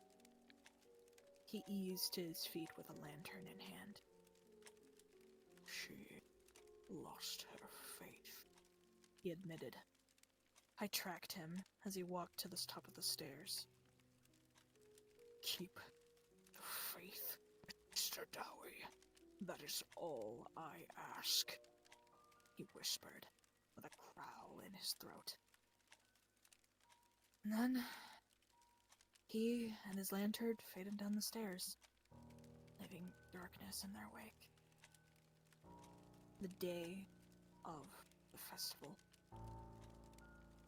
The morning beat my eyelids open, a blinding ray. I begrudgingly stood from the clutch of the rickety mattress. Damned mattress. I looked at the camera gear I had stacked in the corner. Batteries glowing their solid green eyes as they hang on the sockets of their chargers.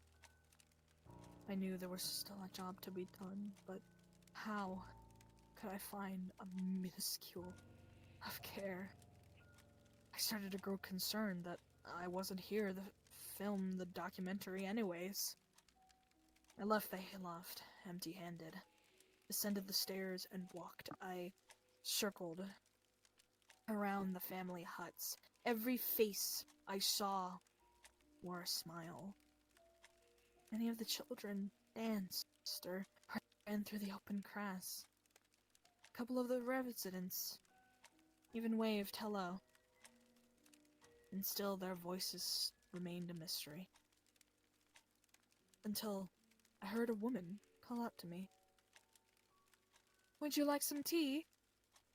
I turned to see the wife with the shortened right leg and twisted cane gesturing to her home. I debated continuing in my sulk, but I was beginning to feel a bit parched by that time, so I entered. The interior was dilapidated from the outside. Cobwebs stressed the corners of the single room. Splinters of sunlight glowed between the decayed wooded paneling.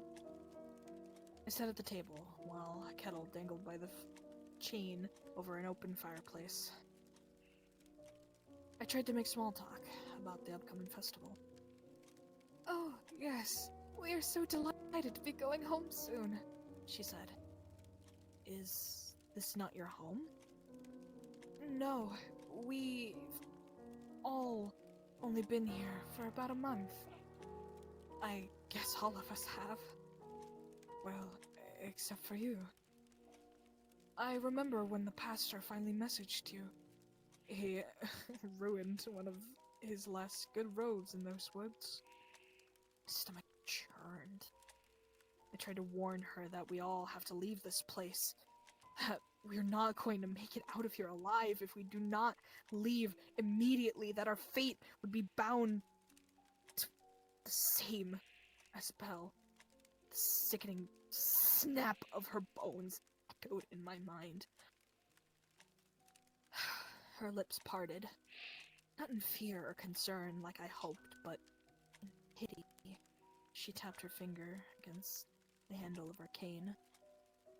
I was real sorry to see what happened to your girl. But we were all promised a cure, and we have the good faith to get it. Evening rolled in with the heavy dread. People gathered outside of the barn for the festivities. Lanterns hung from broken broomsticks and pitchforks stuck into the dirt in the open field by the barn. The light circled the cluster of people as they danced, laughed, and clapped to the tune of a fiddler with a missing foot. I stood outside the cluster. My camera equipment was still resting in the hayloft. There were no perfect shots here. I watched the tree line. I contemplated making the trek to my car 1,000 times that day to avoid what was sure to be a grisly display, but every time I look, it feels more like a wall. Like there was truly no space between the trees. We were all ensnared. A figure approached from the dirt path connecting to the center of the village. I dreaded the deity's approach, but this figure was far too pale. It was Pastor Madison, a sight that made my brows sweat even more. He balanced 2 trays of identical chalices on top of each of his hands. His robe was still tattered from the night before. Now is this the time for each of us? The time to shed our flawed reality and be born anew! Please, grab your cup, everyone. Pastor Madison called over the crowd. The facade glued together again behind a pleasant smile. The group did as they were told, each one grabbing their cup and stepping away from the cluster that formed around Pastor Madison. The cluster dwindled until there was 1 cup remaining on the tray. Pastor Madison caught me in his gaze in an instant. My spine squirmed within me as he approached the last cup extended. Be of good faith for your son, he whispers through his teeth. The cup extended to my chest. I take the cup and consider his words for a moment. Despite what happened to Belle, could this still be the only chance my boy has? I looked down into the cup. Black liquid reflected my image back at me. I watched as my face distorted to the ripples. Drink. And you shall be made in the true image, Pastor Madison called over his followers. One by one, each of them sucked down the black ichor with hearts full of faith. A portrait of myself on a dusk canvas stared back at me again from within the chalice. I turned, walked to the wall, dumping the cup into its chasm. However, the sound that arose was not that of liquid meeting its likeness, or ichor splashing against concrete. It was a peculiar sound. I peeked over the cobble wall to investigate.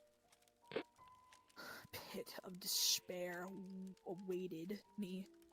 At the bottom was a pile of the faithless and faithful alike, a mantle of distorted hooves and fur amassing dozens of corpses. At the peak of the atrocious pile lied a body of a contorted spine, bulging eyes, and a cleft lip. Skin sucked to the bone, leaving only the shell. I ran for the tree line, rushing past the collection of doomed followers, sucking the last of their poison. A warm melody trickled from the lips of the most eager. An opener for the thunder of crashing bone. I gave myself no time to pity them. The tree line was just meters away and coming fast. I suppressed the sinking feeling of being trapped here. Escape was my sole thought, and even if I had to smash through an invisible wall, the space between the trees caved as easily as the rest of the evening breeze as I sprinted through. Realizing that the wall was not constructed by the deity, but my own fear gave me a slight ease. But true peace was much farther from this place. I refused to break stride. The bramble and thorns tore crimson twine into my flesh.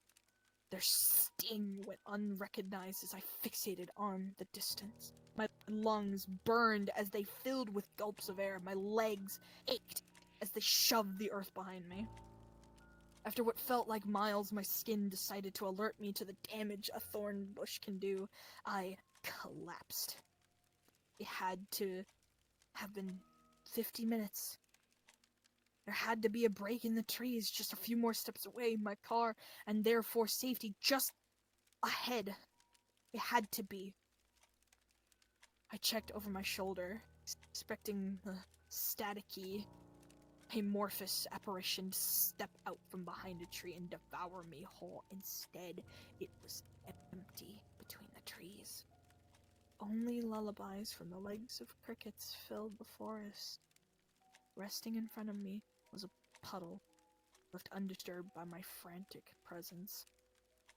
In my exhausted state, the sight of water was a blessing. Take handfuls of the water and splash it into my face. Reinvigorating coolness eased my body and steadied my mind. A drink was tempting, but the murky dirt swaying in the current of my creation muted this temptation.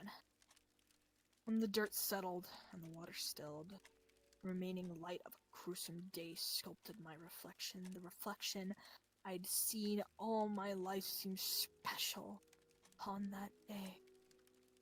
I fished in my pocket and pulled my wallet from its depths. I pulled the family portrait from its plastic sheath. My wife and I, feigning joy over a pale white void. I carefully unfolded the picture, banishing the void to the unseen and introducing Alan to the picture. The one of the few times he could be seen in the photo since it had been taken. I could see his ears slightly spread from the sides of his head in the puddle. His nose, thin and pointed, just like the one looking back at me from the water. His bottom lip, full and plump, just like that of my wife. I could feel the army of guilt charging, piercing their swords into my back and into the back of my eyes. My sorrow leapt from them and into the puddle one by one. My lip trembled under the weight of my shame. I took the wallet back out and holstered the photo, leaving our family intact. The scar of the crease remained, but the sight of all three of us cooled the burning in my lungs, eased the ache from my legs, silenced the alarms from my skin, and for the first time since Alan's birth, prevented the stab in my gut. My journey home was continued with a rejuvenated vigor. No longer was I just running away from the horrors of the village, but to my family. The thought of returning to them brought me joy. A joy that I haven't felt in some time. The air felt lighter, the insects more pleasant, the trees more beautiful. After only a few minutes of waking the forest, it released me. My car remained unchanged from the moment I left it. Home felt like a short drive away. I fished for my keys in my pocket when I noticed something on the other side of my car. I crept around my vehicle and was left appalled by what lay before me. Elaine's car, fully equipped with Alan's car seat.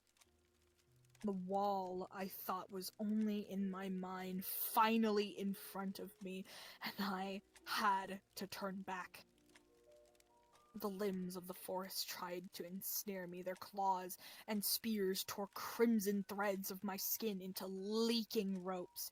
The puddle ruptured in a vast splash as it captured a shoe from my foot, causing me to stumble, but not fall. I pushed forward, with no thought of retrieving it. The twigs and pebbles that made the forest carpet prodded into my bare soul with each stride. Night blanketed the woods, making it avoiding their painful afflictions futile. The burn in my lungs returned, sweat arose on my brow. I had to be almost there. What if, in my haste, I got turned around? What if that thing was keeping me in these woods? Just as quickly as these doubts arose, they were silenced. And I appeared in the woods, speckled with age-worn structures, the occupants of which were nowhere to be seen. Evidence of their festival were scattered in the field by the well. A handful of cups laid forgotten in the moonlit grass, their contents sipped dry. A pair of pants no longer suited for the contorted figure that came to inhabit them. A twisted wooden cane from the woman whose ailments now surpassed its use. The church emitted the flicker of candlelight. That had to be where everyone was. I rushed to it quickly, as quickly as my exhausted muscles could take me. The candles' flames clung to the last flicker of life as they gnawed on the remaining nub of wicks. The puddle of wax escaped the clutches of the candelabras ordaining the windows. The moon hid from this night, leaving the stained glass windows dull and lifeless. Pastor Madison stood at the podium, silent, his eyes not leaving the vacant wood canvas between his clenched hands. Before him, a line of followers filled with the hopes of his teachings. Their bones shifted and snapped out of their sockets, their spines craned out of ailment. Their eyes were so filled with promise that they were now bulging from their skulls. Their legs were twigs containing, barely reaching the threshold of strength needed to stand. Their knees protruding and wobbling under their weight. At the end of the line was Elaine, holding Alan on her hip. Their presence in such a place made me ill. I wasted no time in my warnings. I told her what happened, about the cattle with our son's afflictions, about the deity that claims to cure it, about Belle and the well that houses her corpse. I spoke in such a frantic desperation that I must have seemed mad. I studied her face during an insufferably long pause. Her eyes were wide with astonishment. "Everyone here looks like Alan," she whispered, with confused amazement. "Yes, and we have to leave," I said as I turned her towards the exit. Her eyes stuck to the crowd of disfigured people. Panic burned in my gut while I was attempting in vain to pry her eyes from the spectacle. I could feel her stare beginning to break when I hear creak come from the altar. The back door was open. Its presentation of the darkness swallowing the room beyond was a call for Pastor Madison to begin his speech. His eyes and his spirit remained low. "Tonight is a night of promise, a night of rebirth, a night as you approach. Please do not allow fear to overcome you." As the pastor spoke, the deity unfolded from the darkness of the back room. Its impersonation of the human form twisted its arms into their sockets, shoulders rolled into their presentable positions, spine stiffened into posture with care for each joint, sending its head to the ceiling. The being slid into position at the front of the line like a fog. The newly deformed congregation marveled at the figure as if it were God returning to heal their troubles. I pleaded with Elaine to take our son and leave with me. She was in awe of the sight before her. "May you have faith," Pastor Madison muttered. With that statement, the being lifted, the first victim in the line, with the ease of a father lifting his infant. The woman in the being's clutches hummed a melody through grinning teeth, a smile of comfort and anticipation. Despite her newly acquired form, her original affliction was still apparent. Her right leg was noticeably shorter than the other. The deity's jaw unhinged to accommodate the unsightly collection of skin and bone.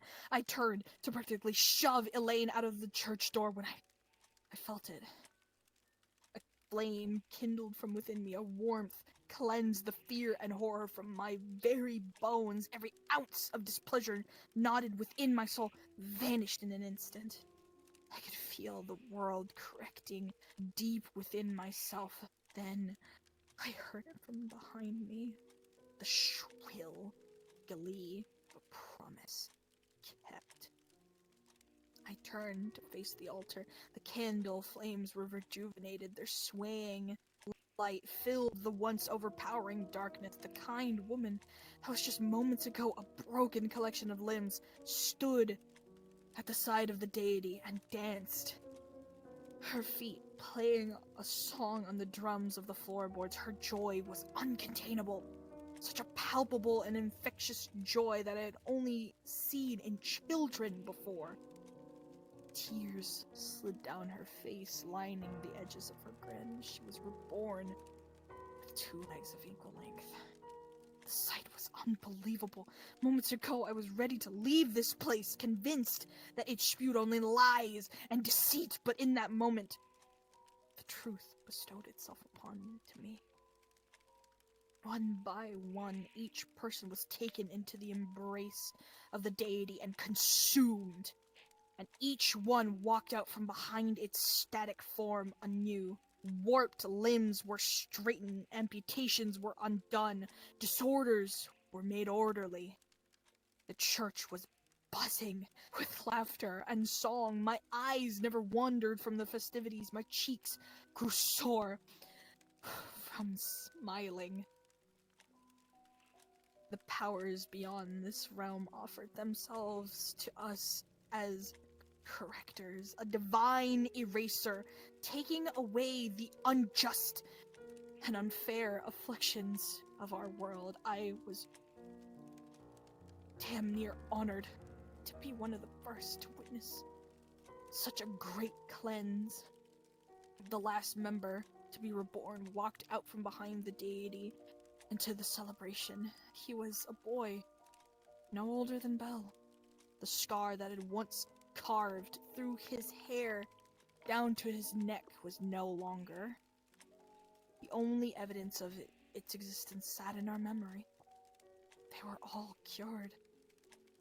Each one believed in the promise that they were told, and each one rewarded with a new life.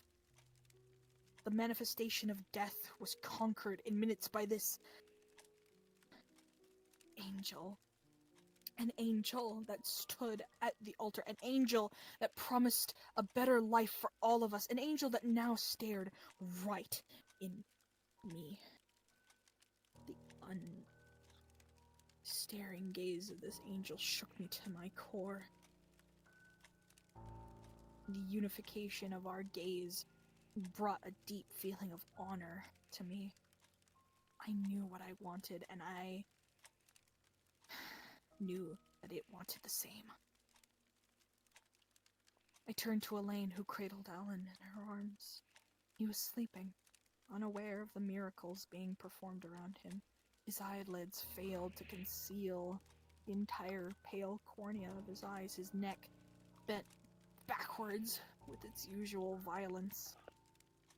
I could see the veins running through his needle-thin arms, raising the crimson waters over the bones. Hills of his elbows, to his shoulders, and up his neck. Mist filled my eyes as I looked over him. I was proud of him. Proud of who he was. What he had lived with. I looked up at Elaine. Her expression said what we both knew. She extended Alan to me with grace. The broken cocoon that housed our son was ready to be shed. The candlelight felt even brighter when I took Alan into my arms. I took precaution not to jar him as I transition between steps, the aisle stretched on for what felt like miles. The festivities ceased. The newborn congregation watched my son with warm smiles, ready to accept him in his new form. They began to chant in a soft, caring whisper. The foreign language had a gentle touch to the ear. Listening to their chants, I knew it must have been the language of heaven. The fact hit me, the warmth of a summer sun. The deity stood just feet away from us. Its eyes' divots remained steady under the waves of its feature.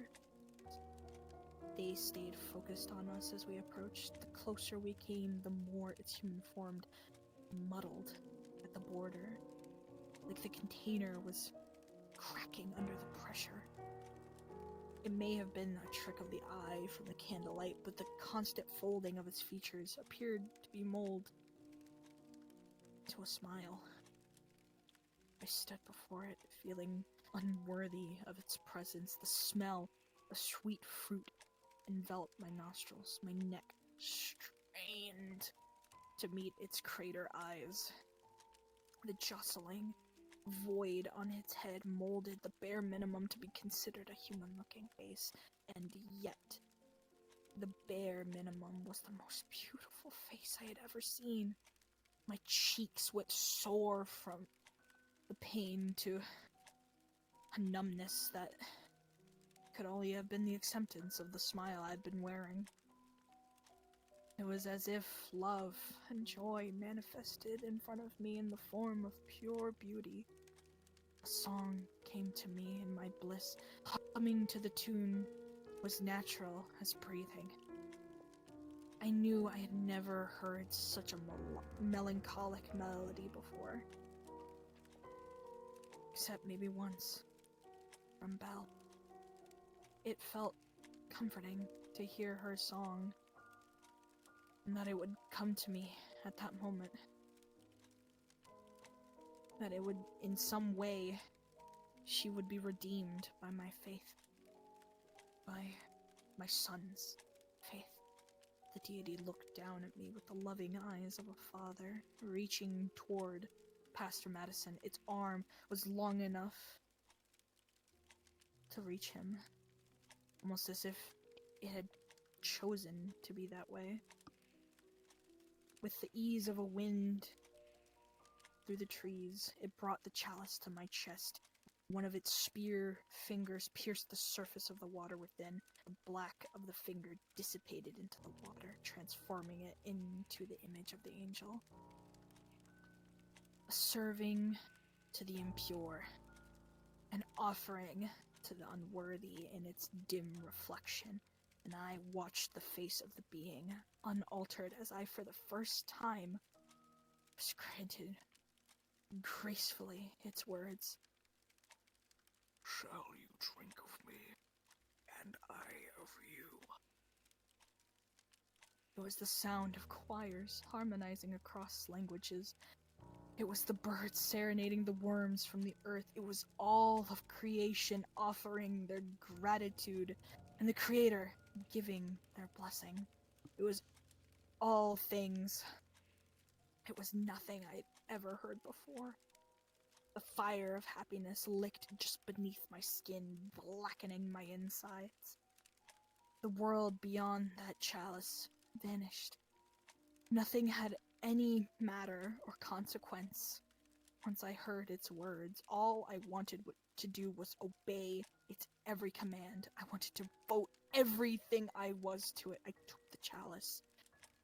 It was ice to the touch, as if I was pulled from the depths of the Arctic before being placed in my hand. The candle flames were white in color. The gold cup glistened against their glow. The chants from the congregation boiled into a synchronous shout. Their passion warmed me further. It fueled my desire to worship and obey, and I whispered, I shall. The acceptance. I gave, invited my god's hand. Palm to the heavens and pointed fingertip lips rested delicately in a row. My son was still resting at my hip, his poor body crumbled at my side, resting, the beautiful soul buried within. The hand of God beckoned for him, offered to mold the body in the image of the soul. And I handed my son to him. The hand grew to accommodate his petite frame. My son now in its position, my destiny lied within a cup. God's fingers wrapped around Alan, a cup filled with his ichor of blessing, filled with a life void of imperfections. The hand raised my son to the ceiling, to eye level. My lips pursed around the rim of the cup, warming the frozen rim. I opened my eyes to watch the ichor roll to my lips. The divine chants boomed from the crowds. The gods' jaws opened to the size of my son. I met myself at the rim of the chalice. The ichor was still in that moment. Plastered on its surface was the shot, as imperfect as shot could be. The hair under my nose grew like the thorns of a bramble bush. Tears had been leaking from my eyes without knowledge, eyes that saw the truth once and allowed it to muddy before them. Muddied in a milky haze, the eyes of Belle. In an instant, the burning white candles became their dying selves once more. The sweet smell of fruit turned to a suffocating, damp rot. And the god I had just offered my son to turned to the monster I knew it to be. Without hesitation, I splashed the being with the ichor of my cup. The liquid kicked steam into the air at contact with the being's flesh. A screech that pierced my eardrums cut from the depths of the creature before its black form receded to a shadow on the floor and darted back into the back room. My son plummeted from the ceiling. I dashed to save him in a panic, stretching my arms out to save him from the harsh wood below. Thud. The sound silenced the room. Even flames of the candles ceased their flicking. Only my breath could be heard. I could feel a heavy weight in my arms. His weight. Alan was safe. I held him close to my chest, thankful for his safety. Elaine ran to us and wrapped us both in an embrace, truly together for the first time. A scream only born of pure anguish broke through the air. Pastor Madison rushed to a figure sprawled out on the floor where the being once stood. Pastor fell to his knees and scooped up the figure into his grasp. It was a boy. At one point, it was a boy. A boy no older than 2, judging by the tiny, severely decayed body. Patches of bone poked through the rotting flesh at his chin, brow, and forehead. An arm was snapped from its body on collision. The clothes tattered over the boy were stained the color of liquefied death. Yet, the pastor mourned him, as though his death was fresh, stroking the remaining hairs that clung to its scalp, watching them fall onto his palm. A father in need of a son, holding the body in need of a soul. I took Elaine by the hand and Alan on my hip and walked down the middle aisle to the exit. "You took my daughter! Now you bring my son to me! That's my boy in that disgusting body! His soul belongs to my boy!" The pastor shouted through the sorrow in his throat, his final plea to an empty church. His congregation undoubtedly shriveled at the bottom of the well.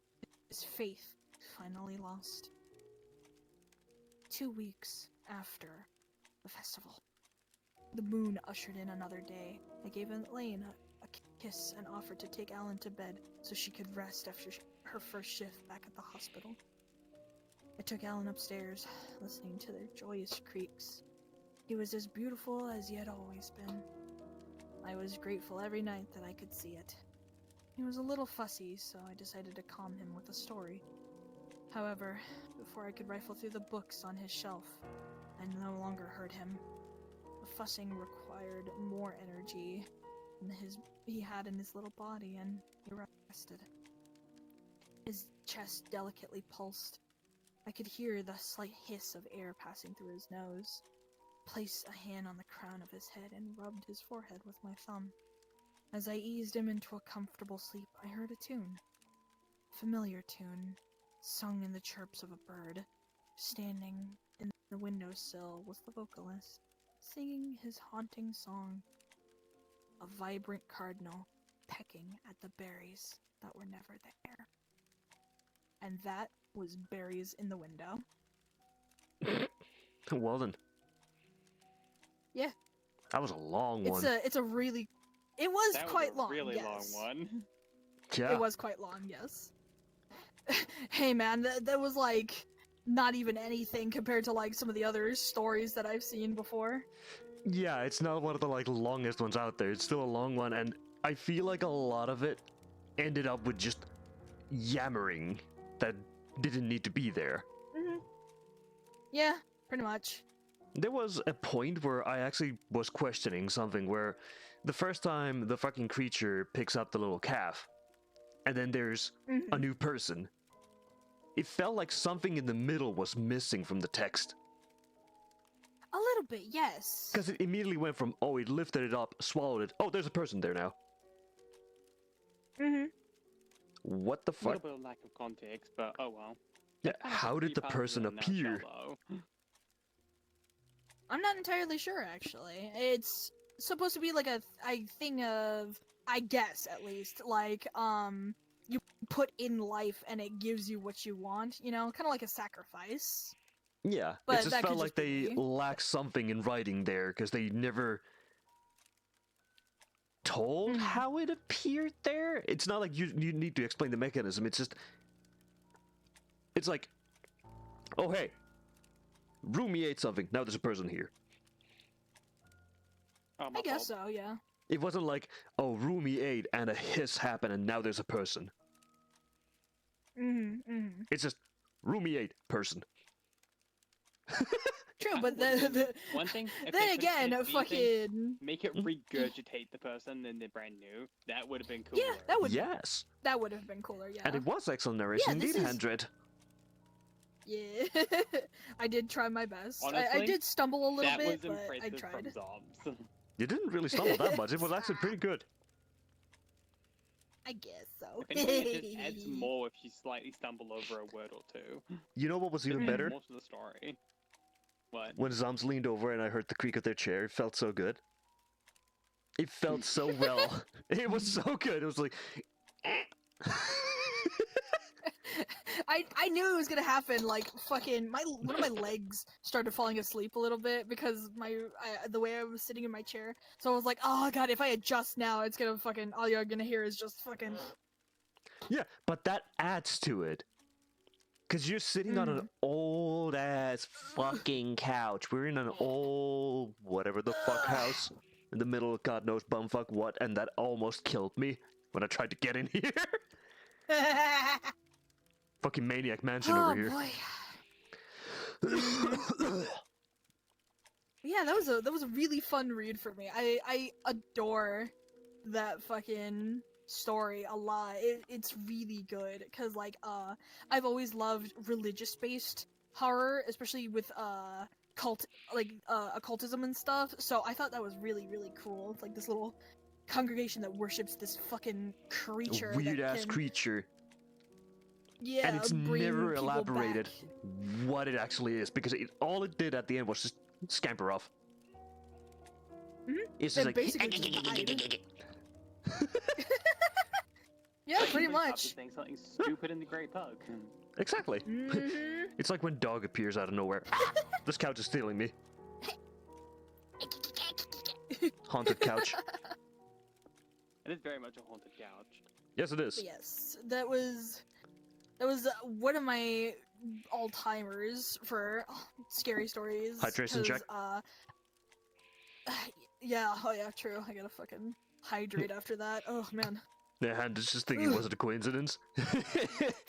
No idea. But it really was a good story. I enjoyed it. I actually started dozing off at one point though. I must say, kind of like just listening to Zombs talk and putting that much like passion and stuff into the story. Yeah, that made me feel a little bit sleepy as well. Yeah, but that's a good thing. It's kind of relaxing to just listen to spooky things. Yes, especially if we can get like more of these, because like for like this is the pilot episode and everything else, so it was just like kind of just done real quickly, more or less. And technical issues aside, it went well. Yeah. Where Pretty the enemies much. are falling into. Yeah, the episode of Love, Death, and Robots, which hilariously they were watching yesterday. Yeah. Yeah, I was watching that yesterday. I watched the entire first volume with a buddy of mine. Oh, love that show so much. Yeah. Ah, such a good show. Seen it. It is. And I absolutely adore them and everything else. And having stuff like this, like, sure, there were, like, me and Ruby are basically just here, just like, do tell more. In the style of like most streamers, like when they do VR chat content, most of the stream is either them just like in front of the camera, just either like they have music in the background, they're just like dancing and stuff, sometimes world hopping, sometimes in front of a mirror and stuff. And I get that this kind of content might be boring to a lot of people, but at the same time it is more of a fresher style than what we have in VR chat content creation, because we have the podcast people, which is, you know, they yammer about random things. It's the yap streams.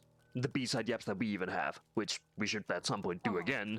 Just maybe thematize it to a different style, but we'll see.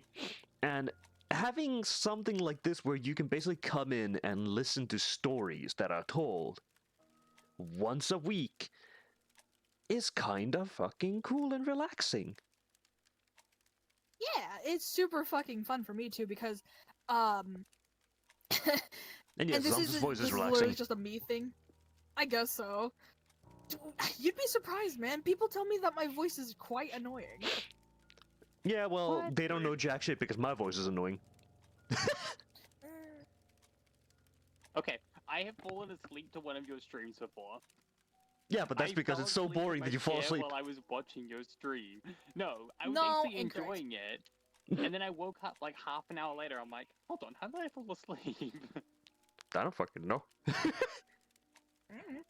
I was watching you playing Final Fantasy, and I just like woke up. I'm like, you're still playing Final Fantasy? Hang on a second. Yeah. Yeah. Yeah, like we need to like. I definitely want this to be like a continuous thing that we have this once a week, so we can actually like hear more stories and stuff. And of course, like we can just request a tiny bit of like something specific. Like I would gladly hear more of the park ranger stuff, anything that has to do with like those foresting Yeah. stuff, because I enjoy those. They are extremely funny and scary to a point, but they're also relaxing because they're grounded in reality. Of like the weird staircase in the middle of the forest. Do not fucking walk up it, Ah, yeah. otherwise. Oh yes, I know that one. Love Yeah, those. Those are very really famous great. one. Which actually, hilariously Don't enough, go there down is the a slide that you find on an abandoned playground. yes, there is actually a forest in Sweden that has a staircase in the middle of it. There's also one that's not far from me. Yeah, people build a lot of random these. concrete staircase, and I'm like, ooh. Yeah, Rumi is the one with the annoying voice, apparently. God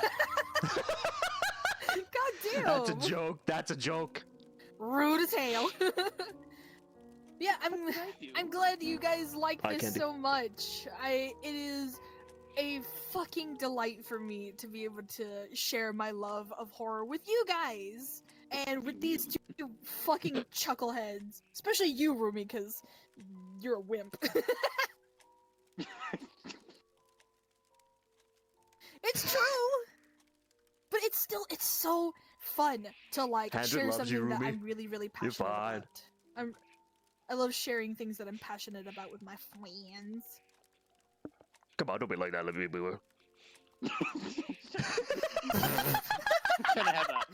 trying to have a sulk over here. Don't mind me. You can. At any rate, thank you so much for joining us on this first test run episode of The Midnight Zone. I'm glad you guys enjoyed it so much. If you guys want to hear a very specific story that isn't too long, send it out over on Discord, and I'll take a look at it, and I will possibly feature it on a future episode. Yes, because as stated before we started editing and came over here, this is Zoms' show basically. Me and Rumi are now the sidelines, completely. We're just existing here now. Yeah, and whenever we hear like a story and stuff, we talk about it afterwards. We're here to give Zoms a physical, tangible presence, and because Zoms cannot stream this themselves because of the crap top that we spoke of. I call it the Panini Press. Yeah, so Zoms does it through here. And it's fun, and anytime we get proceeds, anything else, if you want to help Zoms get somewhere, if you donate or anything else, these are all marked down, and they will go towards trying to get Zoms a Steam box. Once we know how much it's going to be priced. But it will happen at some point, so that you can finally, you know, Yes. have a normal time. Yep. Thank fuck. And then maybe Zoms can actually start doing the streams themselves.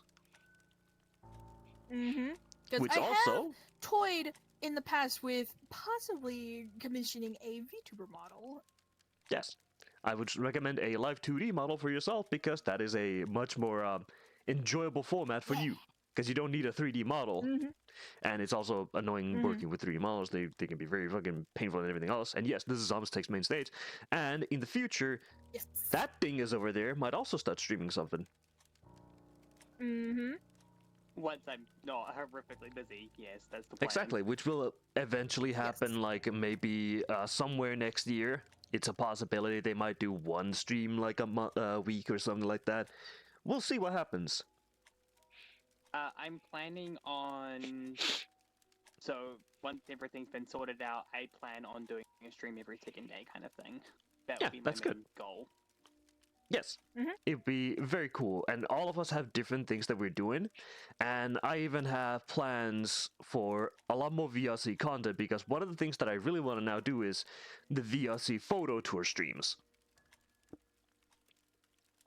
I want to basically use, because I have the camping avatar, the one that I always use for when I go camping and I put the tent down and stuff, that we would choose a world, go there. Hopefully it has a day and night cycle or something like that, and we would start out slowly and just go from spot to spot, and even if it doesn't look like a good spot to take photos, we would stop at like a random tree or something, and we would try and see if we can take a cool shot from there, and when it starts becoming nighttime, we put down the camping area and we wait until it becomes daytime again. Yeah, I think that would be really, really fun. Nice, fun, experimental time. Yeah, it would be great because then we can relax with that. We also have the special episode for Travel Agency, which is the actual final stream of that for this year, which is the VCAT episode. Yeah, so stick tuned for that. It will be next week, regular time on Tuesday.